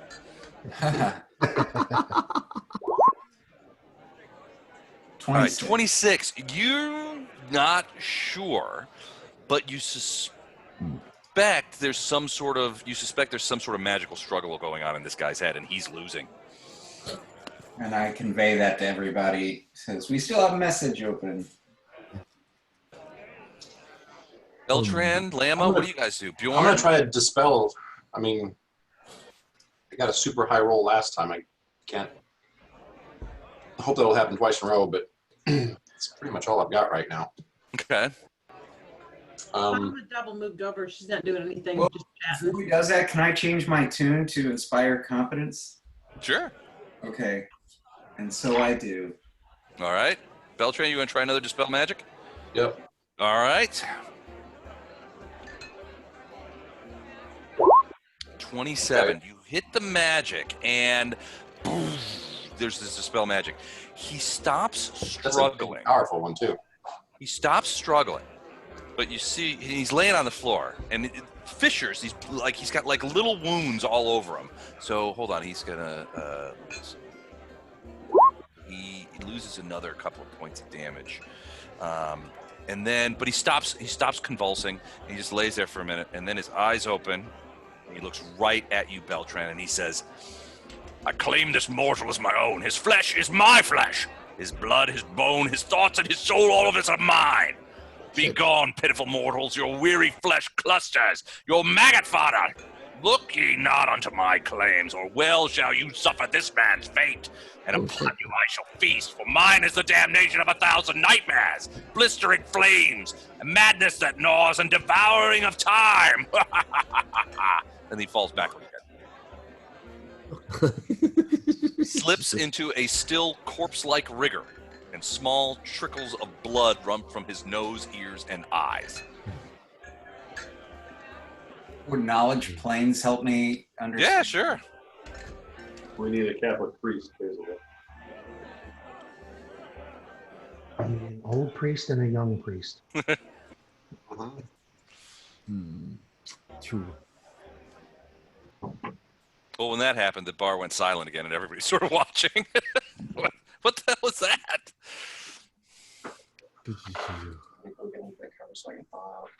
All right, I'm going to do a knowledge planes check. 17. 17. Yeah, I mean, well, it sounds like he's possessed. Year-round, Okay. which I'm good with. I mean, you're not sure how that works, but Saphira is incredibly upset. She's like, no, not Brother Dunamas.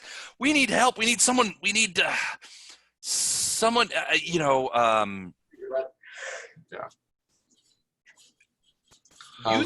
You think, Phineas, that he may be under some sort of demonic psychic attack. And frankly, he probably needs aid before his mind is destroyed. And I relay as much to my comrades.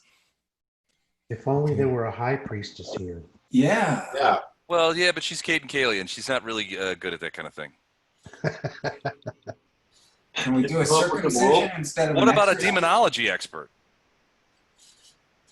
Oh, Any of them? didn't we know one who we could call on? But The guy- gnome, the guy the that- gnome guy, Xerxes, he was a demonology expert. He was the guy that you guys met at Bashir's. Remember, he told you to speak his name Beetlejuice-like, and he could appear. Oh, well, there you go. Okay, Xerxes. Okay, now I have to find the thing. So all of a sudden, he does appear, and he immediately bends down and looks at this guy and goes, "What in the heck? You found Brother Dunamas, I take it?" Yes, Yeah. you're holding it. Did he What's left say of anything? him? He's got Tell him what he said. he's got an excellent grasp of the obvious. Yes, he went on about, "He's my body, my soul, my bones, my blood, blah, blah, blah, blah, blah." Oh no, he is. He's under psychic attack. We have to help him. And so what he says is, oh wait, let me get him. I got him here. Hold on a second. He says to you, wait, I got this. We can help him, but it's going to take. I'm going to need all of your guys' help to try and drive this creature away. Do we get to protect the creature? Because that's what we're good at. To drive this demon away. So he says, let me see this. He says,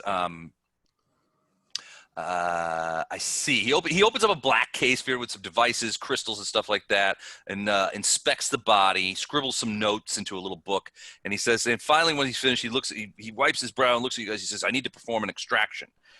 And then he explains this. He says, extraction involves psychic projection. I'm going to enter a trance-like state in which I project myself into the psychic realm where Dunamas is suffering. I'm not sure what is attacking him, and thus far I've only heard tales of dream realm's connection to shapeless primordial demons. I seriously doubted their existence until this moment, but in order to succeed, I'll need all of your help. The realm of dreams and nightmares is both maddening and deadly, and I cannot guarantee your life or sanity should you choose to join me. But without your help, though, Brother Dunamas will almost certainly die. Okay. Saphira says, I'll help you. Xerxes, you crazy gnome, I'm in. I'll help. Fiat's in. What about the rest of you? Yeah, Bjorn says to himself, this sounds suspiciously like a skill challenge, which I suck at. Okay. I do, however, have a cold iron sword. If you just show me something to plunge it into, I'm good. So are you guys all going to help him, or are Yeah, some yeah. of you going to sit out? No, I'm in. Yeah, that's fine. All right. He says, "Let's take this body into somewhere. Saphira, clear out a space so we can do this." And so you guys drag him in to this other room. Saphira helps Xerxes sort of drag him in here. They kick the table out of the way,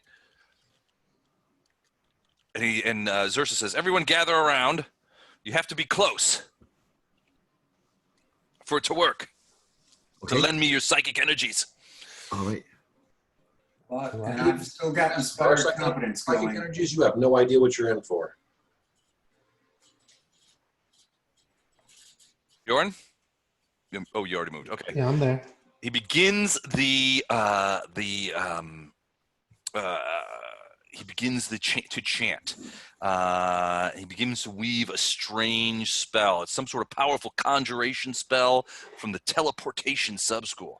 Moments later, all of your skin turns cold, your vision blurs, and all the color in the room washes out to a dull gray. The surroundings fade, and soon nothing exists but a dull, sort of twilight-lit void.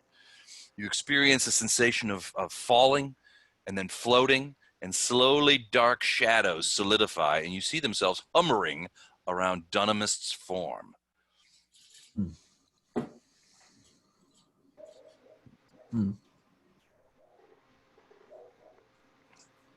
Find yourself in a strange room that seems to have no walls. Shit.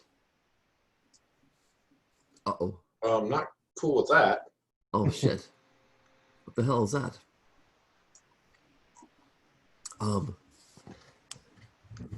Llama says she definitely drank too much. This looks... You all find yourself in this room. All is gray. You don't see anything but Dunamast sitting in the middle there. You see him sort of laying there. He's just laying there. And then behind him is this enormous creature. You can see it. Think he's compensating for something? Xerxes runs over there to Dunamast and kneels down. And he says, "Saphira, aid me. The rest of you, keep it off of us for as long as you can." Okay. Time You to get the see, stuff out.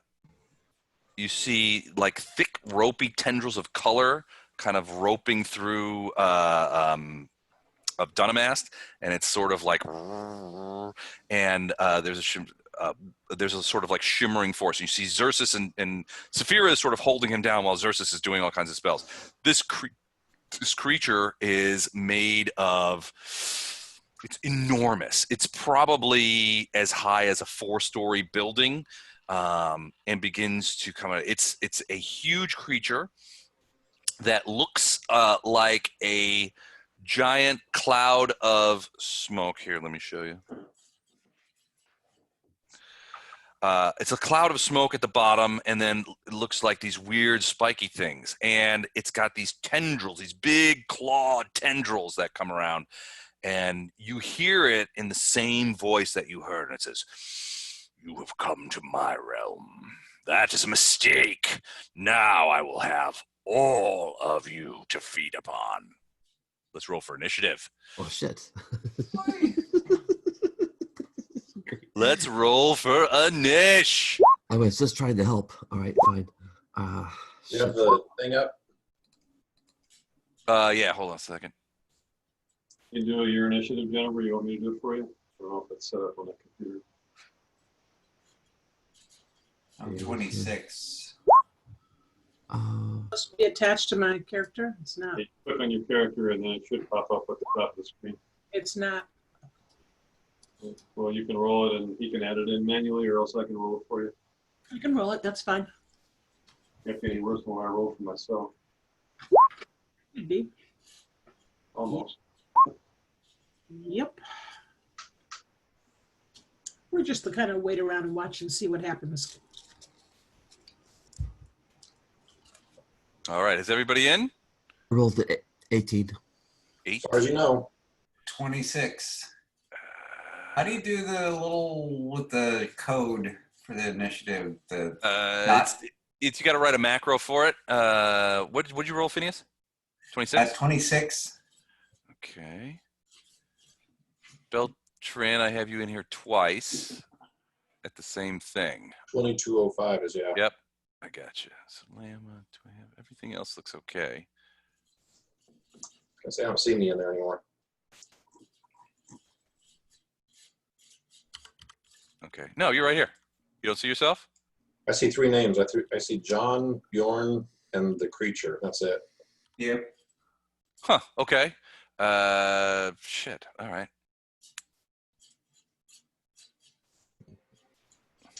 So Lama, what did Lama roll?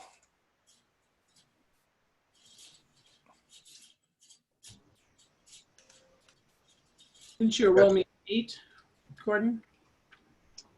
It should be in there unless it's not in there. I think. Not Lama. Oh, did I click on I don't that? know what the hell happened here. There's all this. No, Is all screwed I up. rolled myself twice. I didn't click on that. Hang on. Okay. There you go. All right. There's Lama. She's in. Okay. So Fiat, you rolled an 18. Yes, sir. All right. It's in there. Thank you. Phineas, you rolled a 26. Yep. Okay. Got it. Lama's in. Wait. Beltran, you rolled a 2205. Okay. 05, sorry. Damn it. Bjorn? Andrew, that formula, but I can't. It keeps doing it. Keeps rolling the thing instead of sending you the formula. Oh. I should be in there, right? You show me in at 10:08. Yeah. Okay. Can you see yourself? Yeah. Okay. All right. Is we missing anybody else? Lama, Phineas, Beltran? Yeah, it's really hard to send macros through the chat because it'll usually just do them. So it's /EM and my character name rolls initiative. No, there's where the number is, there's a piece that's missing, and that's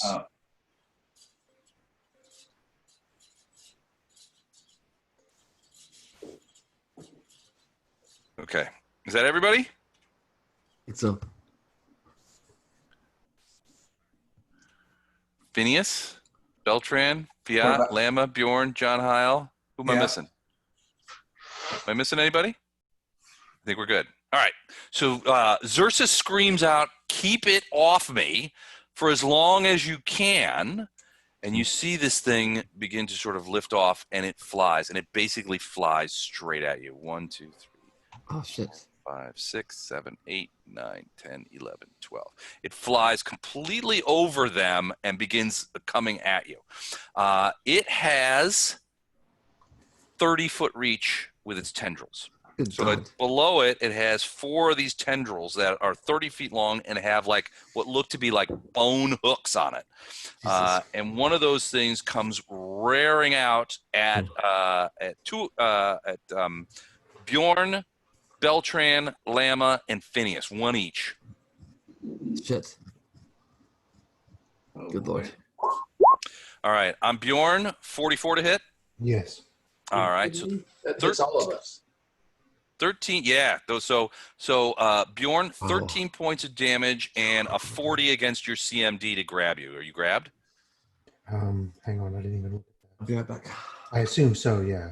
Beltran, 15 points of. Yeah, that hit all of us and grabbed all of us. Yeah. All right, so you There's see no this one thing down. just like. Whoosh. All right, so Beltran, 15 points of damage. Lama, 12 points. Phineas, 15 points, and you are all grabbed, essentially grappled by this thing, and it looks like it's going to smack you guys together. All right, Phineas, you are grappled. Hey, Les, what was it you had to roll to, or what's your, is it CMB? So the CMD is in there. CMB is trying to beat your CMD. Yeah, it's beating your CMD, and I'm pretty I sure would be shocked if any of us had mid-30s or better CMD. Okay, Yeah, it has a CMB of plus 29. got it. Ooh, nice, Most of us don't even have the CMD of 29, let alone. got it. And you hear a voice underneath it, which you suspect to be Brother Dunamast screaming. "Ah!"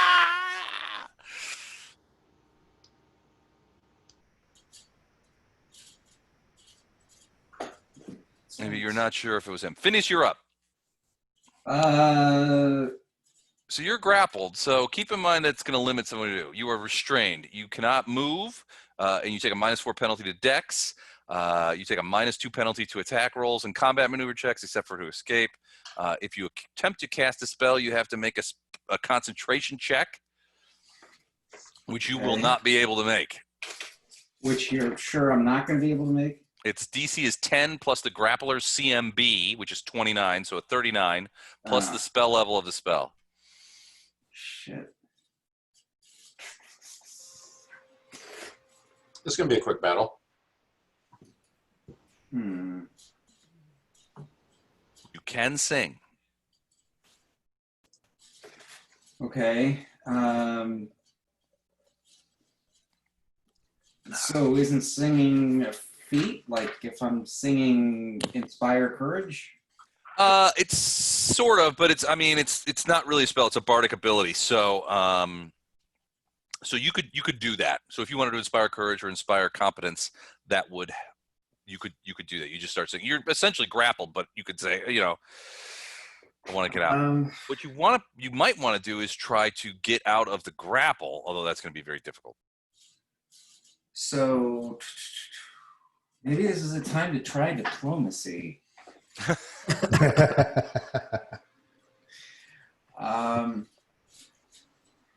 I'm going to try to parlay with the dude. Okay, what do you say?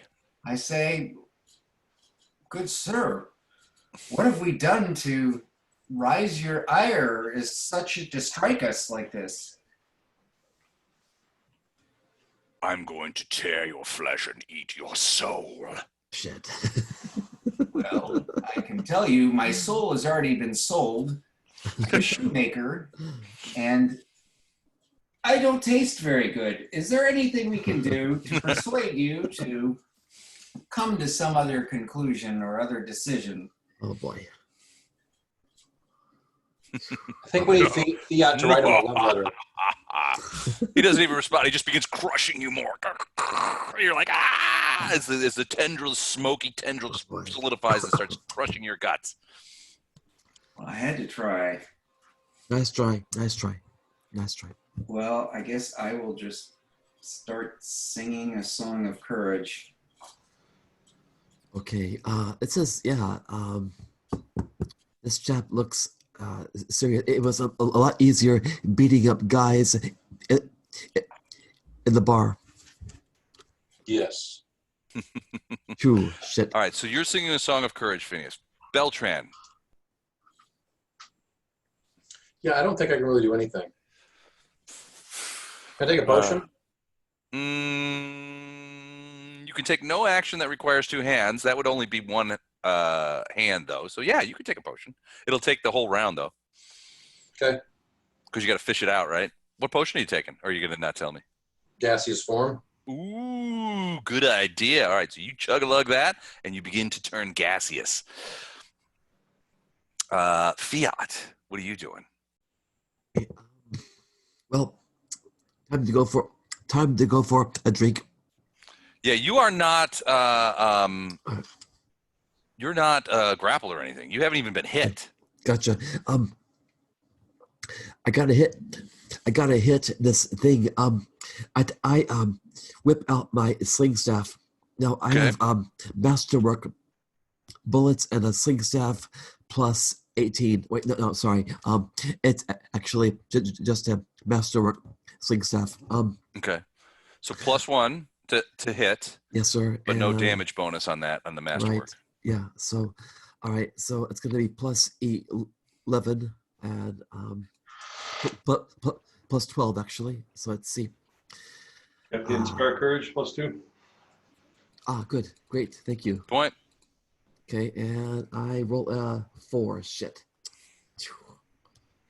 That is a miss. The sling stone passes just right through it. What? Oh man. Phew. Wow. And you see it kind of like turn its head toward you, like another. Oh jeez. All right. Can I try again? You can move. No, you can't try again, but you can move.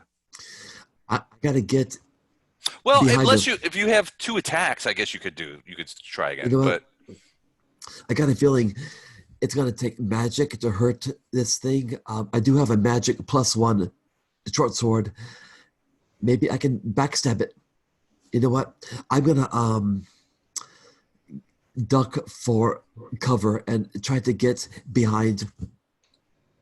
okay. So, can I move? Yeah. How much? 5 or 4? Your whatever your speed is. Yes, sir. My speed is. I think it's 25 Hang on a minute. Where am I? or 30. It's 25 or 30. 20.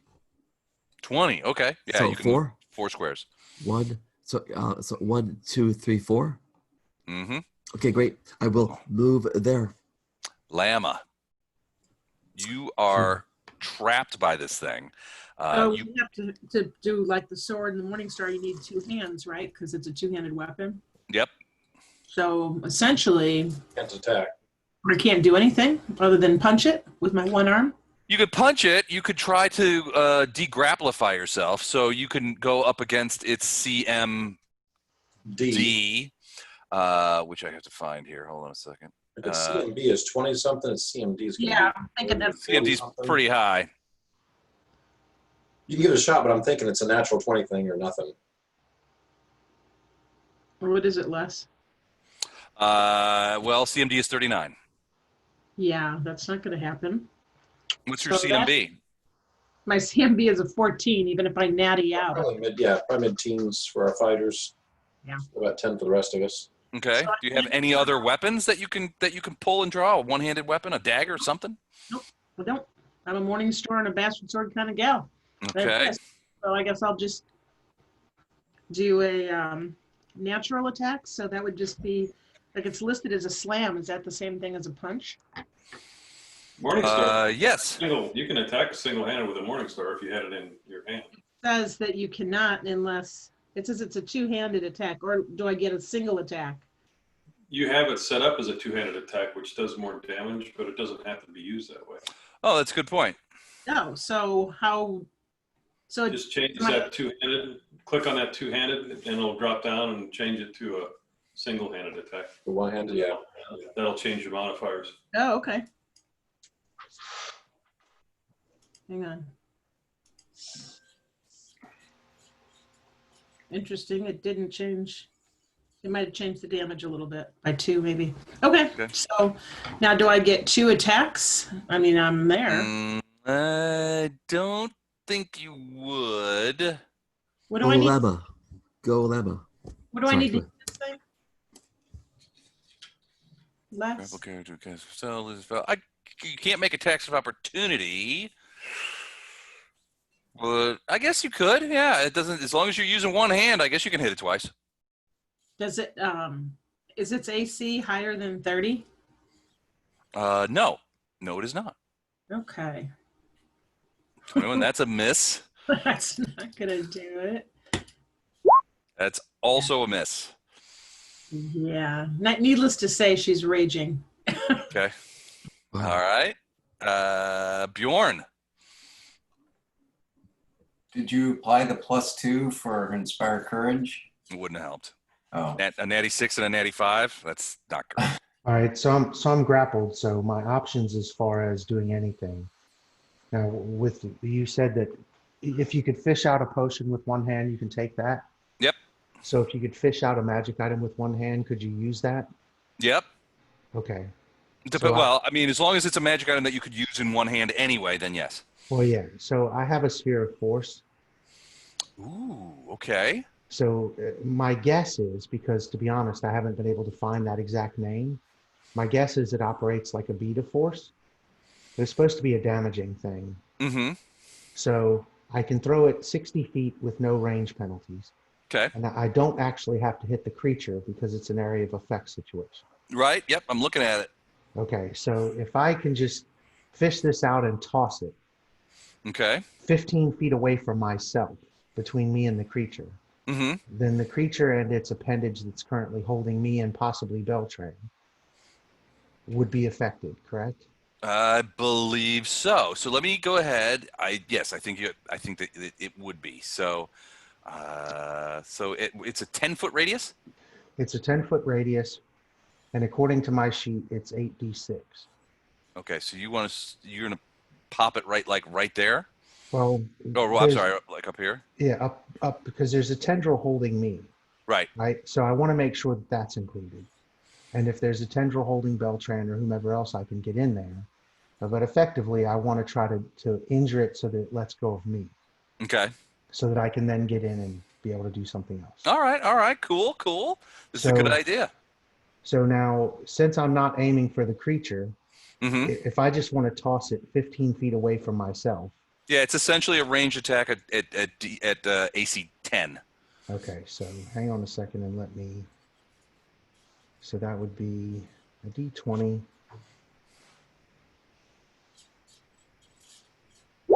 Seven. God. You missed?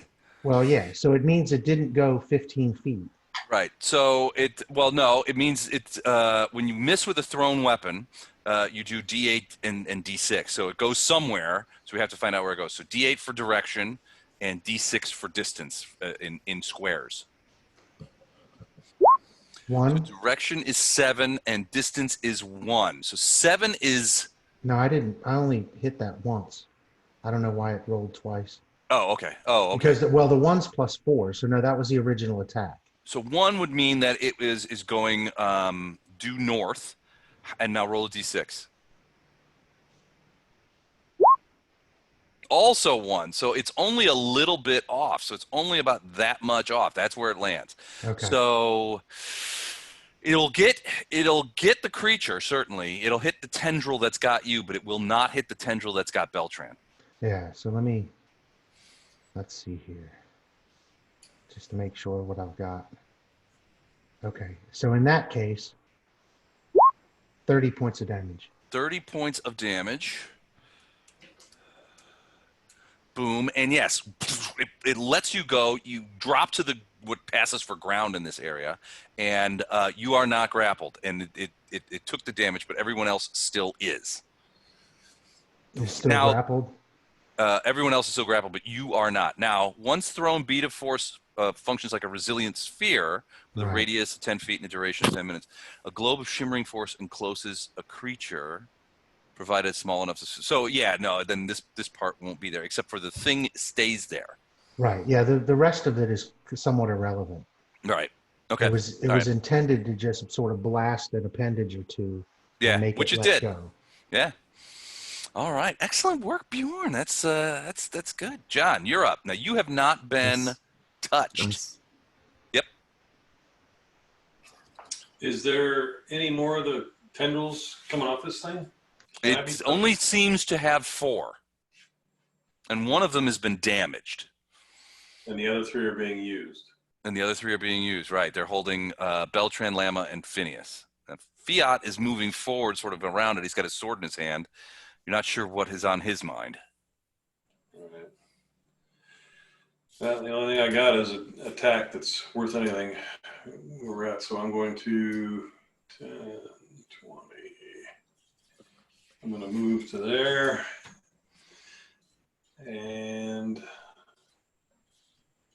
guess I'll attack with a claw. I feel like a skill challenge would have been more rewarding. 32, that's a hit. Yay. All right. So that is Nice. And we are in Inspire Courage, right? So, but I got that on. So, okay.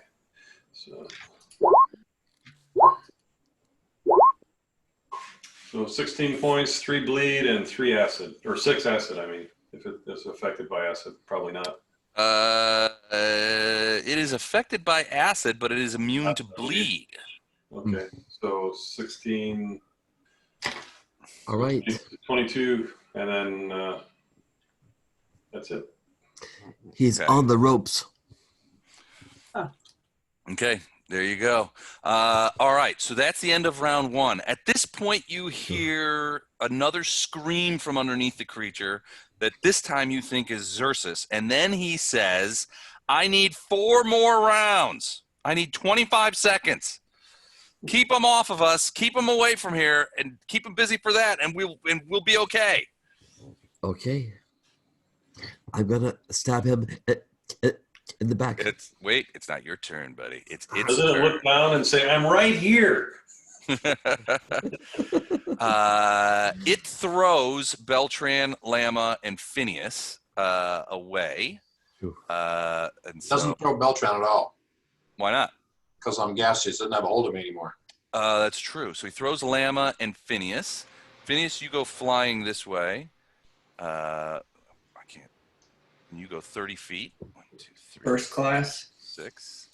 Lama, you were thrown the same direction. 1, 2, 3, 4, 5, 6, 7, 6. Sorry.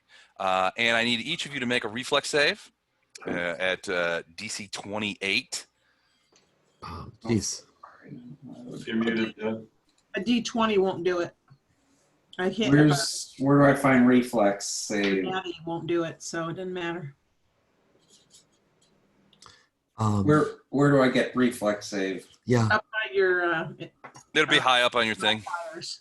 Doesn't a natural 20 save always save? Saves are like skills. Yeah, I think it would. I mean, 20 would. So Right. you I'll you try. can't make it otherwise, Okay. but you still have a 5% chance. Well, no, Let's less go. than 5% chance. There we Nope. go. Nope. I tried. They Thanks. burn them bad rolls. Phineas. All right, so each of you take 9 points of throw damage, and you both are prone, but you are not grappled anymore. What am I prone to? So the tendril that had Beltran is sort of like hunting around for him, can't do it, but like zings around and tries to hit John Heil.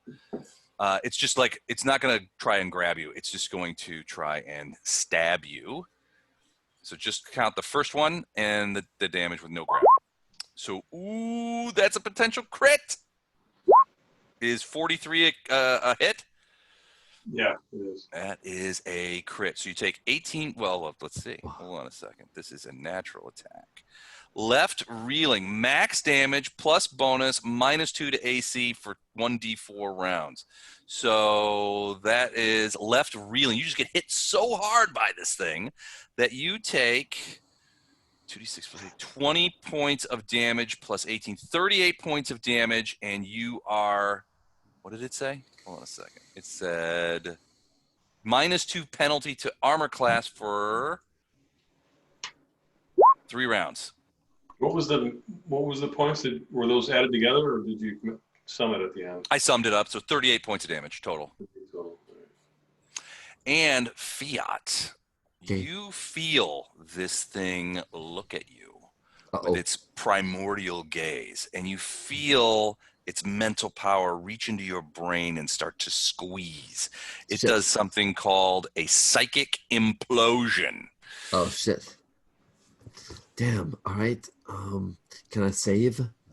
Yes, hold on a second. I'm just going to... That sounds bad. Implosion. The spell causes a destructive resonance in a creature's body and it forces your psychic, your soul, to collapse in on itself. It's a DC 23 will save for half. Oh shit. And Ow. this thing is just crushing your soul. God damn it. I hate that. All right. Can I it's a will save? Yep. So it's DC 23. I got +4. It says here. Will, wisdom, +4. So what should I roll? D20 plus what? If you got +4 for your will save, then yeah, D20 +4. Yes, sir. All right, here it comes. Yeah, sorry. Shit. You take 37 points of psychic damage as your soul is being crushed in your skull, and you're just like, no! Almost dead. Oh, ow. All right. Ow. Ow. So 4 more rounds. Hold it off for 4 more rounds. Phineas. Oh, sorry. Wow. It's not your turn. Yeah, you're coming up, though. But that hurt. Ow. Phineas, you're Jesus. prone. This thing just threw you out of the way. So I'll give you guys actually, you know what? Give me a knowledge planes check, Phineas. Yes, You sir. still have message going, right? Yes. Knowledge planes. Okay. 21. 21. You realize that as you're thrown by this thing, that you guys are in the dream realm, right? This is not planar. These creatures, these primordial demons, they live here. You see Fiat just screaming, and you realize that because of the nature of this plane, if people die, they just get ejected from the dream realm, right? They're not killed. What Xerxes is trying to do is you need to buy him time. So if there are strategies that you can use to buy him the extra rounds that he needs, that will help. But you also have to sort of protect him from the creature, which is like almost right on top of him. Because there's so many other targets, the creature is attacking you guys and not attacking Xerxes. But if you guys disappear, it'll attack Xerxes and try to kill him. Okay. Okay? Okay. So you're not risking permadeath here, but if you can figure out how to keep this thing busy for another 4 rounds, that's what Xerxes needs to help I have just Brother Dunamast. I think I know what we need. Whose turn is it? It's your turn. I'm going to cast Mad Monkeys at the beast. Okay. So, as a refresher, you summon a swarm of screaming, mischievous monkeys. The swarm understands and obeys your commands and has the statistics of a monkey swarm. Creatures failing a saving throw against the Mad Monkeys' distraction attacks are deafened for 1 minute as well as nauseated.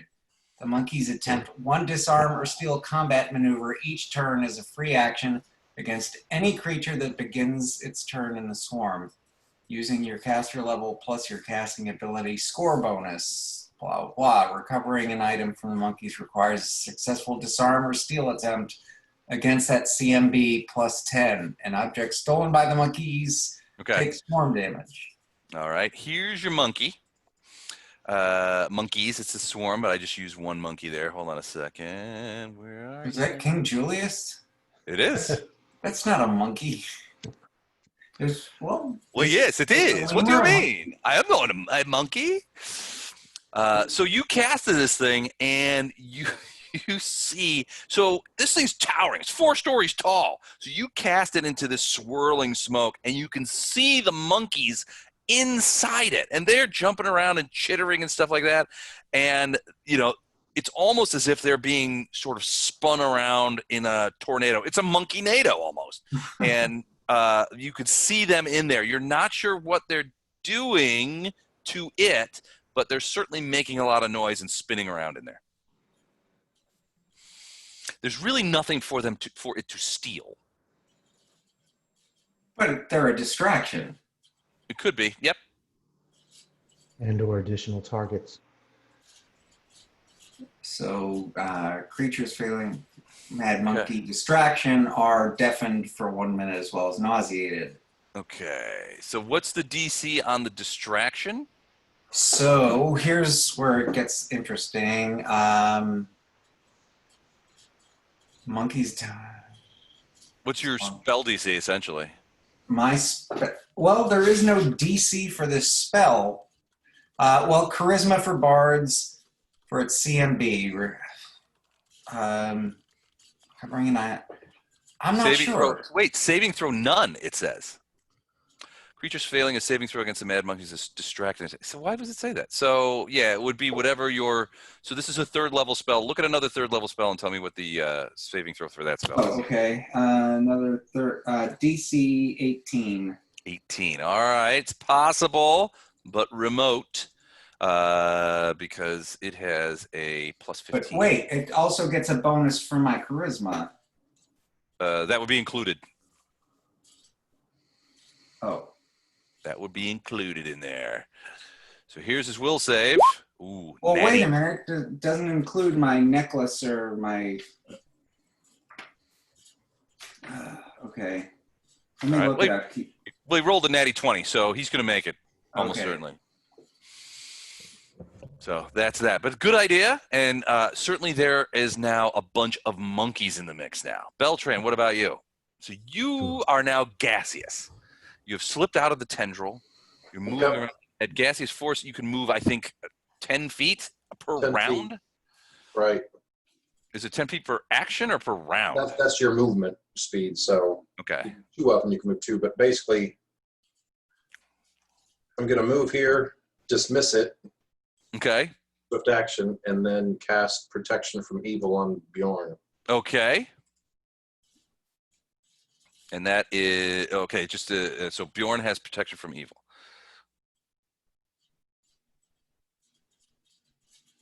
Excellent. Fiat. Ooh, okay. I'll yell to, if I saw Fiat get clobbered, I'll yell to him to get away or swing around and come to me, and I'll heal you.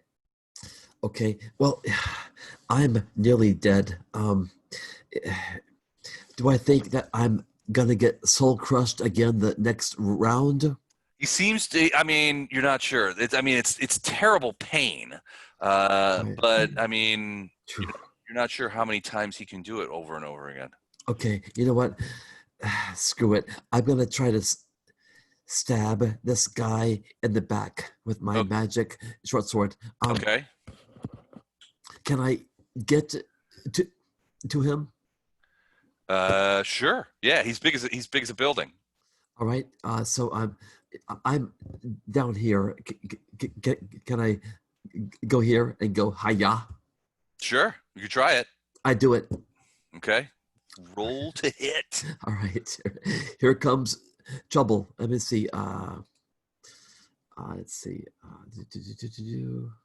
I'm sorry. D6 plus D20. D20 plus 11. And Okay. Is Phineas singing his song? Yes. But you're not in his range. Oh shit! You're right. All right. Okay. Here we go. 11. That's a miss. Damn it. Does a 24 hit? No, he doesn't get the 24 though. He's not in the song range. He's flanking with John Heil. Okay. 24 does not hit though. Right.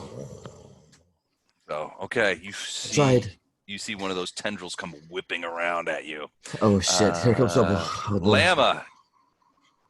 Now you are prone, but you are free.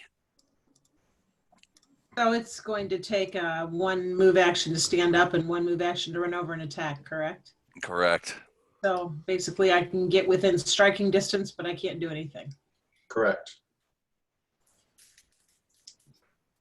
I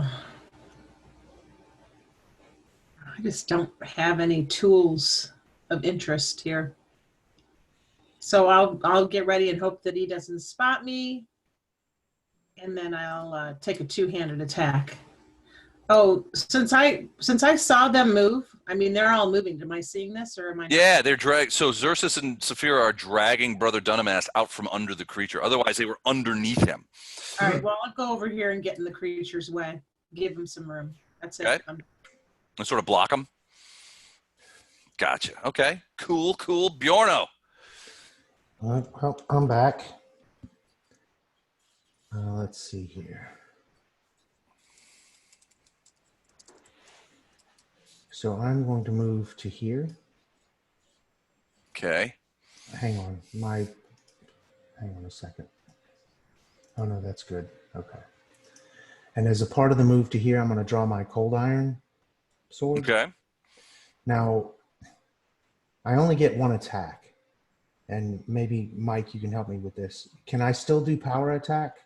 Yes. Yeah. Okay. So I'm going to move to here, and I'm going to do power attack. Okay. And you're flanking with Llama, so you get +2. So 31 hits. +2. So that would be 33. 26 points of damage Okay, 26 points of damage. You feel it cutting into the creature with cold iron. with Ooh. cold iron, but even with cold iron, you feel like it's partially incorporeal, and it's just hard to hurt, and you don't know that you would have done all 26 points of damage. Maybe I got its attention. Yeah, it's looking, as far as you can tell, it's looking down on you, and you can see it swirling around like it's in anger. John Heil. All right, I'm in a position to do a full attack, and that's what I'm going to do. Okay.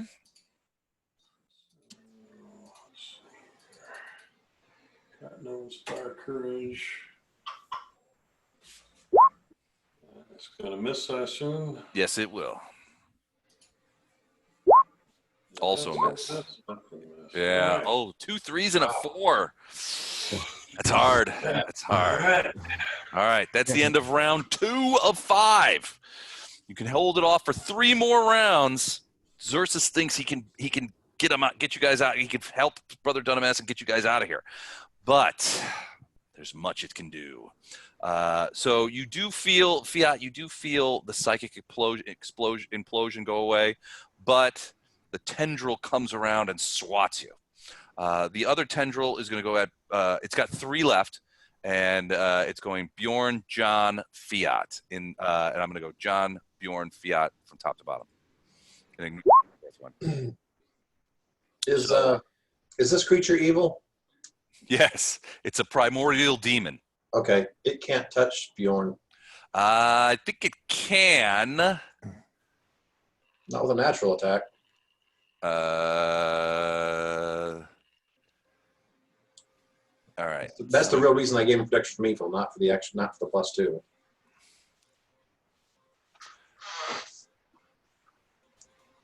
Okay, spell resistance can allow a creature to overcome this protection and touch the warded creature. It does have spell resistance. Okay.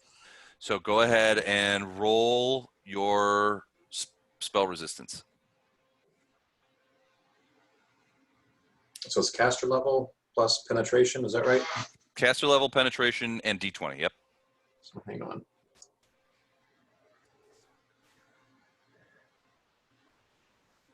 I can't believe no one made the penetration joke. I was very proud of myself. Let go. Oh, nat 20. Nat 20, yeah. So the Bjorn, the tendril comes around to you and goes right through you. It doesn't touch you. And the thing, you see the creature kind of like, it's looking in all directions. And then when that happens, it kind of looks right down at you. And he's like, rah. Heil, you got hit for 20 points. And Fiat, you got hit for 13 points, minimum damage. How much you got left? 7. Okay, you see the tendril basically punch Fiat, and it just smashes him, and you see Fiat thrown bodily away, and then he just disappears. Hey. Fiat, you come back, and you're like, whoa! You come back, and you're looking around, and you're in that back room of the temple. And you're like, Really? what, am I okay? And you're like, oh, my head is aching. And everybody else is sort of sitting there, kind of like, they're almost like in comas or something like that. They're all sort of sitting around, I see. showing the whites of their eyes. But you are Gotcha. back there. Okay, all right. I just checked to make sure that they're all still breathing. They're all still breathing. All right. Phineas. So, don't the mad monkeys get to try to torment him each turn? Sure. I mean, he's got a helmet to steal, from the looks of it. And, No, well, I mean, it's more of like he kind of looks like it's not really a helmet. It's part of his body, but his body is also sort of partially corporeal. What's happening is he can make a will save each time to sort of be somewhat distracted by the monkeys. But frankly, you're starting to think that the monkeys are so small in comparison. Even a swarm of monkeys is so small in comparison to this guy. Because remember, he's like a 4-story building is how big he is. So the monkeys are swirling around underneath. Every once in a while, one gets shot out the side or what have you. But I'll roll the will saves and see if it could distract him from an attack or something like that. So I'll Okay. go ahead and roll that right now. 30. I think he would. That's a successful save. So he is not necessarily affected by the distraction. Okay. Well, thank you for checking. You bet, and I'll do it every time. So as long as the monkeys are there, and I think it lasts how many rounds? Or until they're destroyed. Or it should last for the duration.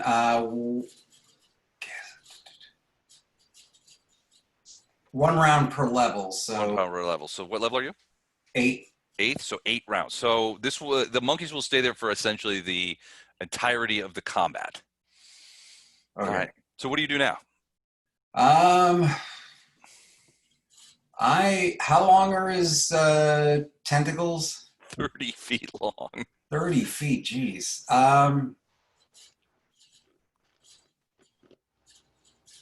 Just trying to figure out how I can get in range to sing for people, but not be in his tentacles. Not be murdered What? and not be murdered. Right. Yeah, I'm trying to figure that same thing out. Okay. Can I make, well, that's probably too far. I was going to see if I could hide behind Bjorn or Llama.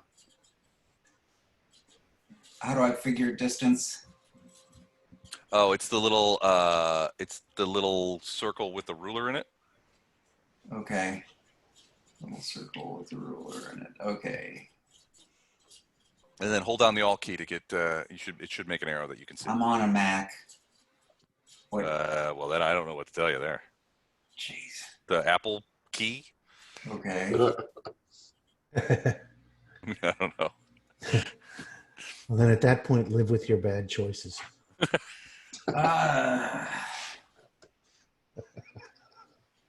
It's not doing anything. I think Mike just almost peed himself.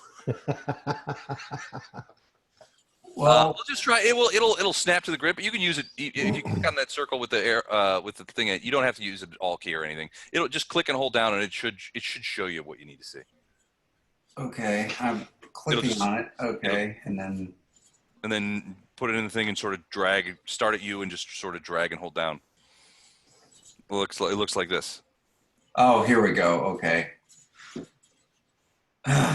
Elias, can you do me a favor? Can you make it to where I can see John Hiles' health bar? Sure. I can see everybody but his. I wonder why that is. Because I don't have it clicked. That's why. Better? Thank you. Okay.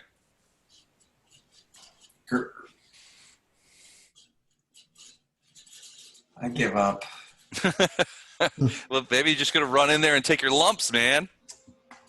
I'm already lumpy. Gotta take those lumps.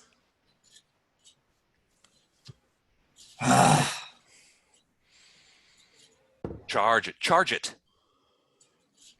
Oh, wait. I think I may have something here. So can I do double time behind Bjorn? Yeah, but that'll be the end of your turn. Well, as long as I'm hiding behind Bjorn and he's benefiting from my Inspire Courage. Yep. Okay. Now, This 10-foot radius thing is a permanent structure, right? Or a permanent thing? Well, for the purposes of this battle, yeah, it's basically a sphere of force. You can't get in or out. You got to go around. If you wanted to finish, if you wanted to come back behind this thing, okay. you're behind a big bubble that. Gotcha. Okay. And yeah, if you've only got to be within 30 feet of people, then. Okay. There you go. Yeah, so you have some protection there. All right. However, it does get an attack of opportunity at you as you pass through several threatened squares. So just take the top one, tendril 1. 35 to hit. Yeah. 17 points of damage. Do I have to remove that or do you remove it? You can remove it. Just click on your guy and minus 17. Okay. Why does it have me as 35? That is not my... What's your hit point total? It's, I believe, 57. 57. All right, I can switch that. Oh yeah, when he pulled us over, he used older icons. I had to adjust them. Okay. So I've had to correct it a few times. Yeah. Okay. All right, that's Phineas. Les likes to mess with us and pull over like Oh, our yeah. second level selves. We have 30 hit points and we don't pay attention. I would never purposefully do that, as far as you know. You would definitely purposely do that, and I know it for a fact. Beltran, you're up. Hey, Phineas's thing still looks full to me. Oh, okay. 17 points. I'll just take it off real quick. Okay. Okay, I'm going to move to right there. Okay. So 25 John, points of healing. Bjorn, Phineas, and myself all get 25 points back. Thank you. Oh. Two.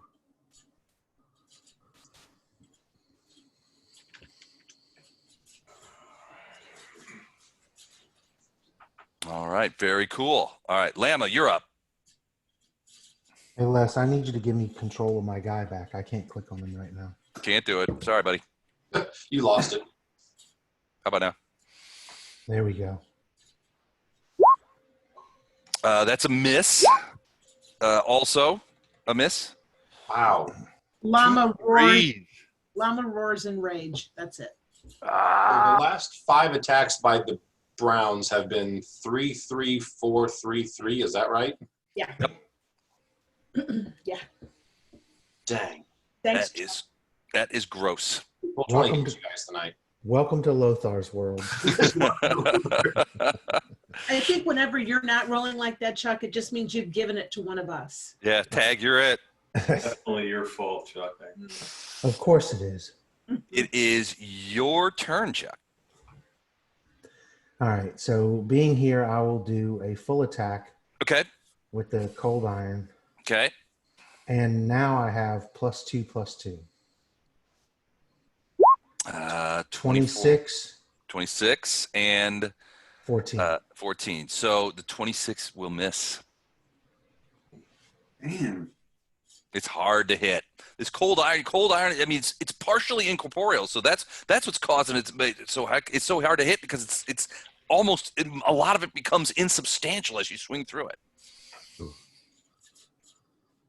John Heil. How about some more threes for the Brown family? Yeah, I think I'm done with those. There you go. That is a hit. And a miss. And a miss. So one hit, whatever that first attack is. Is that your bite attack? Yeah, it's a bite. Ooh, you bit a primordial demon, man. Some things you can't just wash out. I have to brush and floss after this. No kidding. So 6 and 5 acid damage. All right. Is not immune to acid. Okay. 19 and 5 acid damage. Yep. Gotcha. Okay, perfect. All And then right. it's magical damage. I have, I don't know what you're deducting, but I do have magical damage. Yep. I took it into account. All right, cool. All right, that is the end of round 3. 2 more rounds, maybe you can help him. Bjorn, you see its tendrils sort of like, and you see it. It is popping out monkeys, and you see the tendrils. You think it's turned in on itself, and it's just like smacking the shit out of those monkeys, monkey swarm. And every once in a while, you see a monkey just go flying out of the body of this thing as they go and just land out there. They're completely roasted dead. But in the meantime, Bjorn, it focuses on you. And you can feel its psychic energy crawling into your brain and beginning to squeeze as it does a psychic implosion on you. Shit. Now, protection from evil. Protects against any mind controlling effect. It's not trying to control you. It's trying to damage you. Right. So that's different, but you do get a +2 bonus on the save. So psychic implosion, the DC is 23. DC 23 will save for half damage, as your soul feels like it's being sucked out and crushed. You take 30 points of psychic damage. Jeez. And you hear him just scream, "Ah!" Yeah, I'm not that bright to take that much psychic damage. I don't know who the hell you're talking to. The monkeys have distracted for the last time. Damn it. But it is Phineas's because they're destroyed now. Basically, he just discombobulated the whole mess. But But it wait, is your turn. Bjorn is intelligent enough to know that those were lemurs. Well, they're called mad. So what are they? Loony lemurs instead of mad works. monkeys. I can live with it.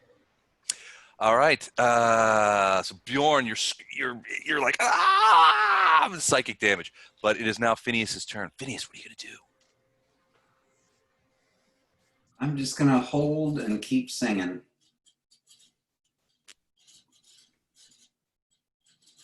Okay. Keeping singing, not moving. What about you, Beltran? You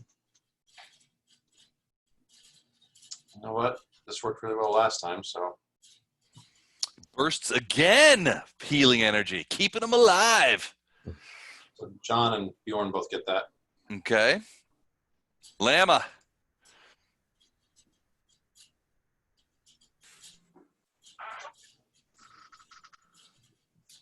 Oh, looks like she dropped off. She drop off? Yeah, she's gone. All right. She's disappeared. Bjorn, it's your turn. Full attack. Okay. Ooh, that's a potential crit. Potential crit. And That is then definitely a hit. 19. So just the first one. Yep. Oh, and a 31 33. is a successful crit. With Sharp. a melee weapon, charting it up. Brained. Target suffers max plus bonus and is staggered for 1d3 rounds. Nice. Ooh. Okay, so let's see. Max would be 18 plus bonus, which would be the original attack or damage roll, Right. would be 12. So that's 30. So 30. Again, with whatever damage reduction aside the cold iron. Mm-hmm. And then the effect of the crit. Okay, so go ahead and roll to find out how many rounds he's staggered. As your cold iron sword just pierces into it, he's like, "Ah!" You're just it's partially from a reaction to the psychic attack. You're swinging wildly and trying to attack him. And how many, what is the die? It's a it's D3. So roll a D6, and 1 to 2 is 1, 2 to 3 to 4. There you go. 5. Three So rounds. Wow. We can only take a single action, not a full round action. Yep, that's true for 3 rounds. So basically, almost the combat. potentially. All right. So how much damage did you do? 30? 30 total. 30 total. Okay. Minus whatever doesn't affect it. Boom. You hit him square this time, and you could feel the power coursing through you, this psychic energy. You think it's because of this connection that you have that you're able to bring the heat. But it's John Hiles' turn. Same attack. 1 hit. Bite him again. Ew. Miss. Oh, that's a hit. So 2 hits. Where's John Hile? John Hile would get the +2s to be 27 for the second one, just That's in still case. gonna I be got it nice. on there already. Oh, I'm sorry. Okay. That's right. 1d8 plus, so Okay.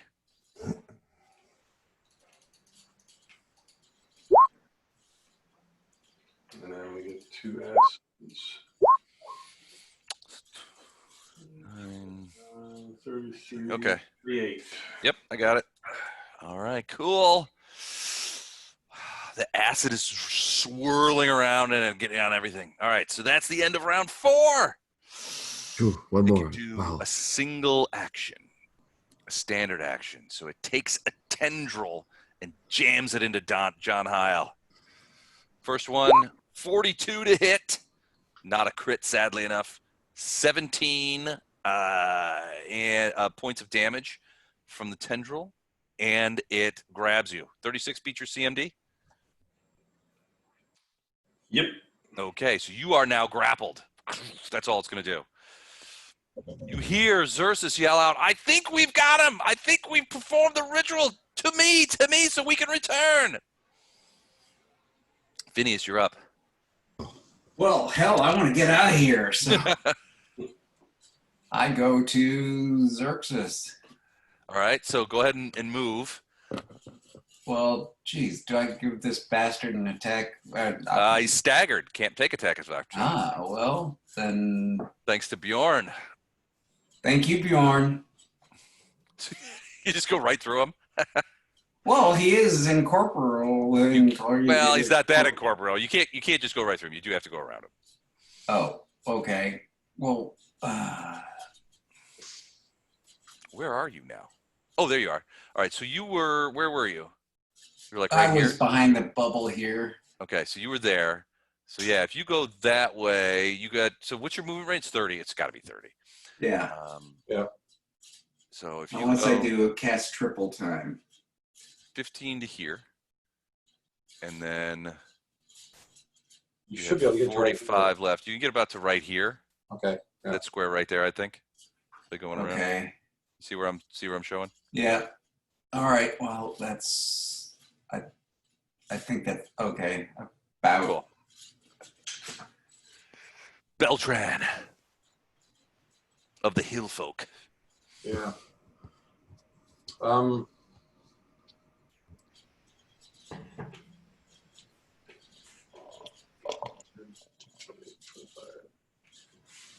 Get there with one action. Mm-hmm. Another burst for Heil Island. and for Bjorn. I All get right. that too. Yep. And you're up, Bjorno. Okay, so I hear the priest say, "We've got it." It's come me. Yeah, it's me. Okay, so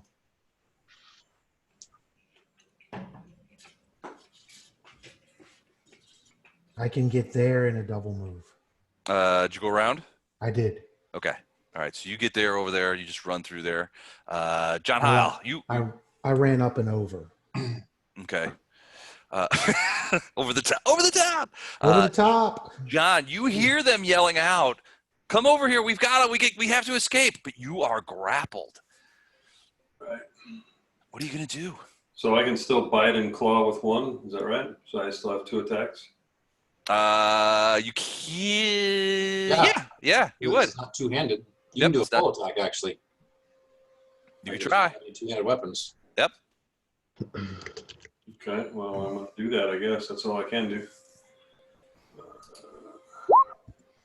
Miss.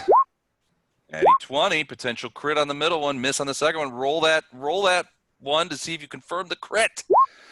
Did not confirm the crit, but it is a hit.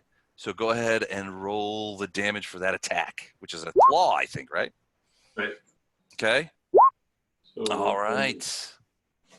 Not much. It's clawing you and crushing you with its tendril. Makes it hard to hit. But you did a little bit. You hilted a little bit. 5th round. Wow. It's the second round of staggered. It takes another attack at John Heil, who is grappled with 1 tendril.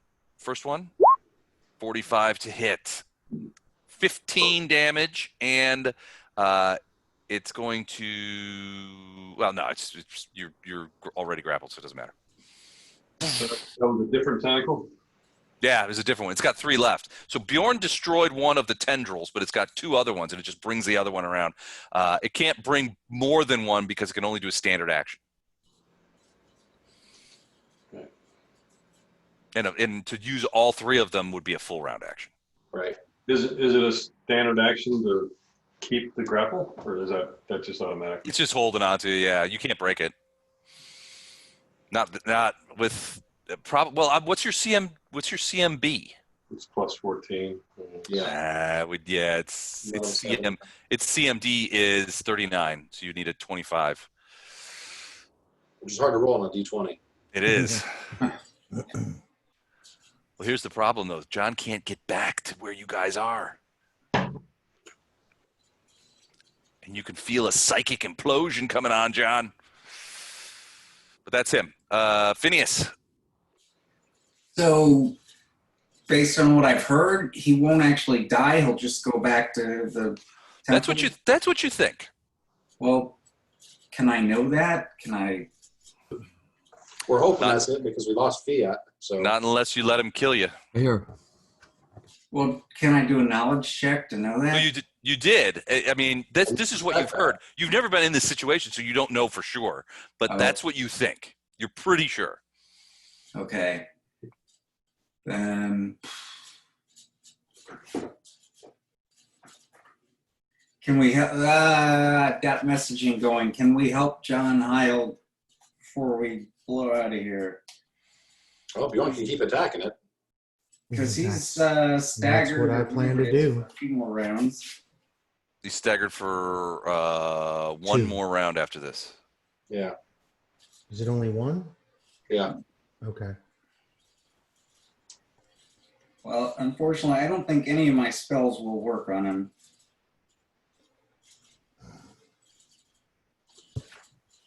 Well, get back to the priest or the demonologist so that you get drawn out of here. Well, but if I do that, I'll take John Heil and Beltran out of range. Oh, okay. Well, then stand So still. I'll.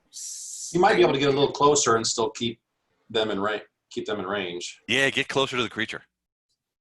Closer That's to the not what he meant. creature. Well, no, if you're going south, if you move him like due south, you might be able to. What I think what Beltran's saying is, what Mike's saying is that you can probably still keep John and Beltran in the circle and still move a couple of. There you go. Yeah, exactly. Okay. They're still in there, but now you're right next to the guy. Okay. All right, Beltran, you're up. So 5, 10, 15, 20, 25, 30 puts me right there. Okay. And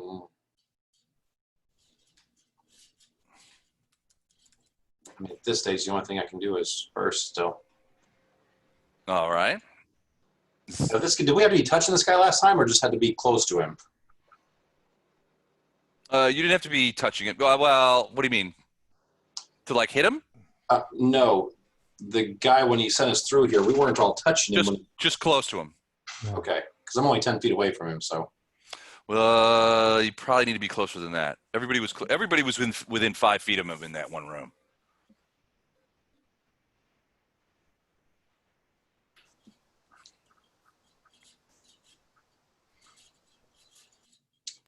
And Phineas did tell me that if we die in here, he suspects that we just pop out outside, right?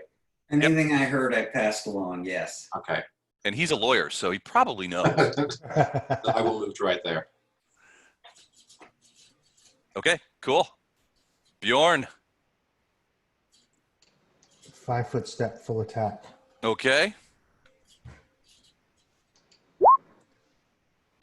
27, you get plus 29. 29 will hit.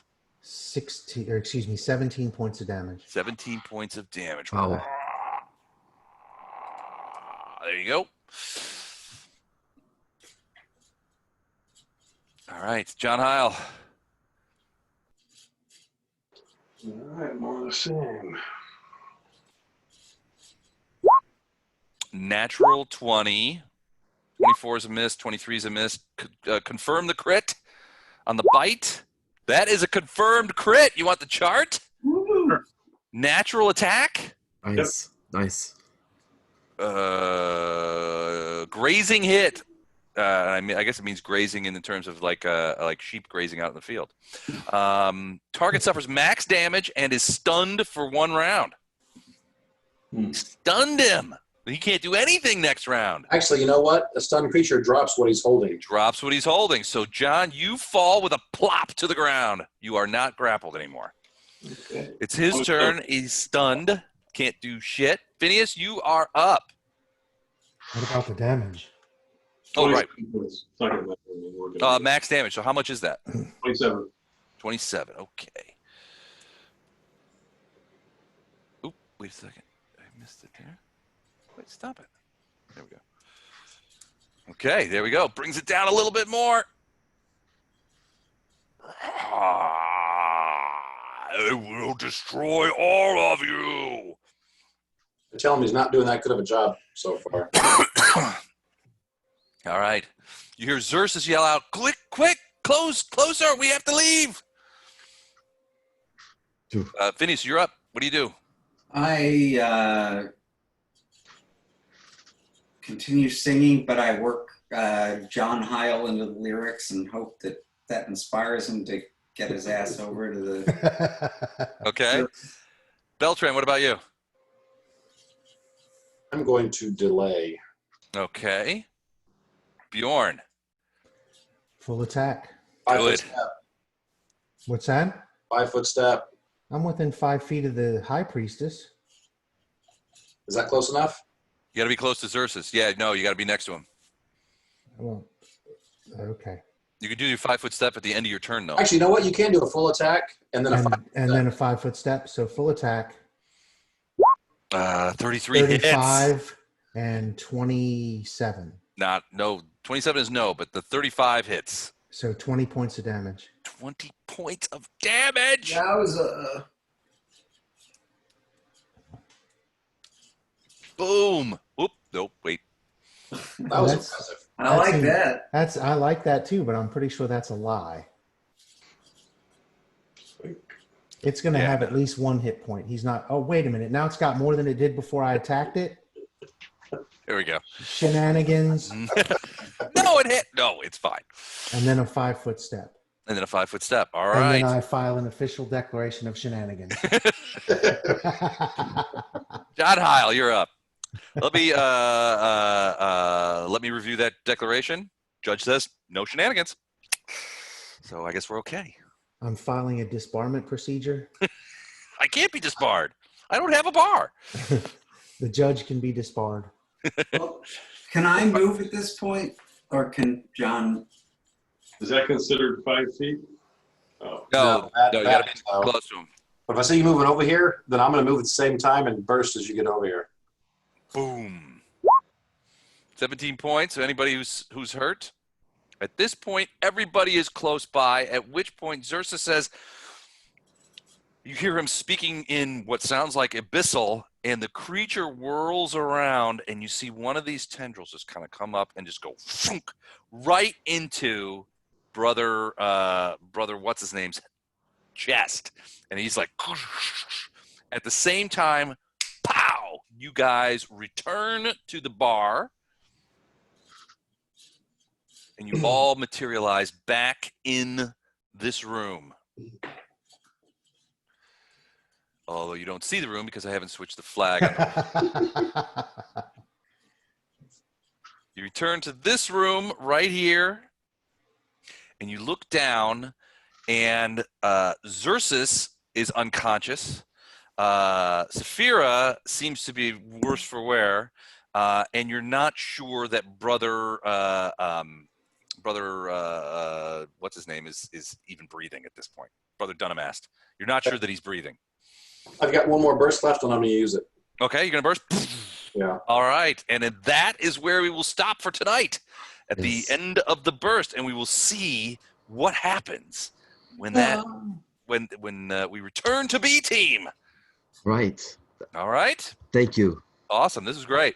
That was a lot of fun. Cool. Well, thank you guys. All Thank right, you. thank you. Stop here, and I will see some of you next week. Sweet All right, dreams. Have a All right. good one. Night all. Right.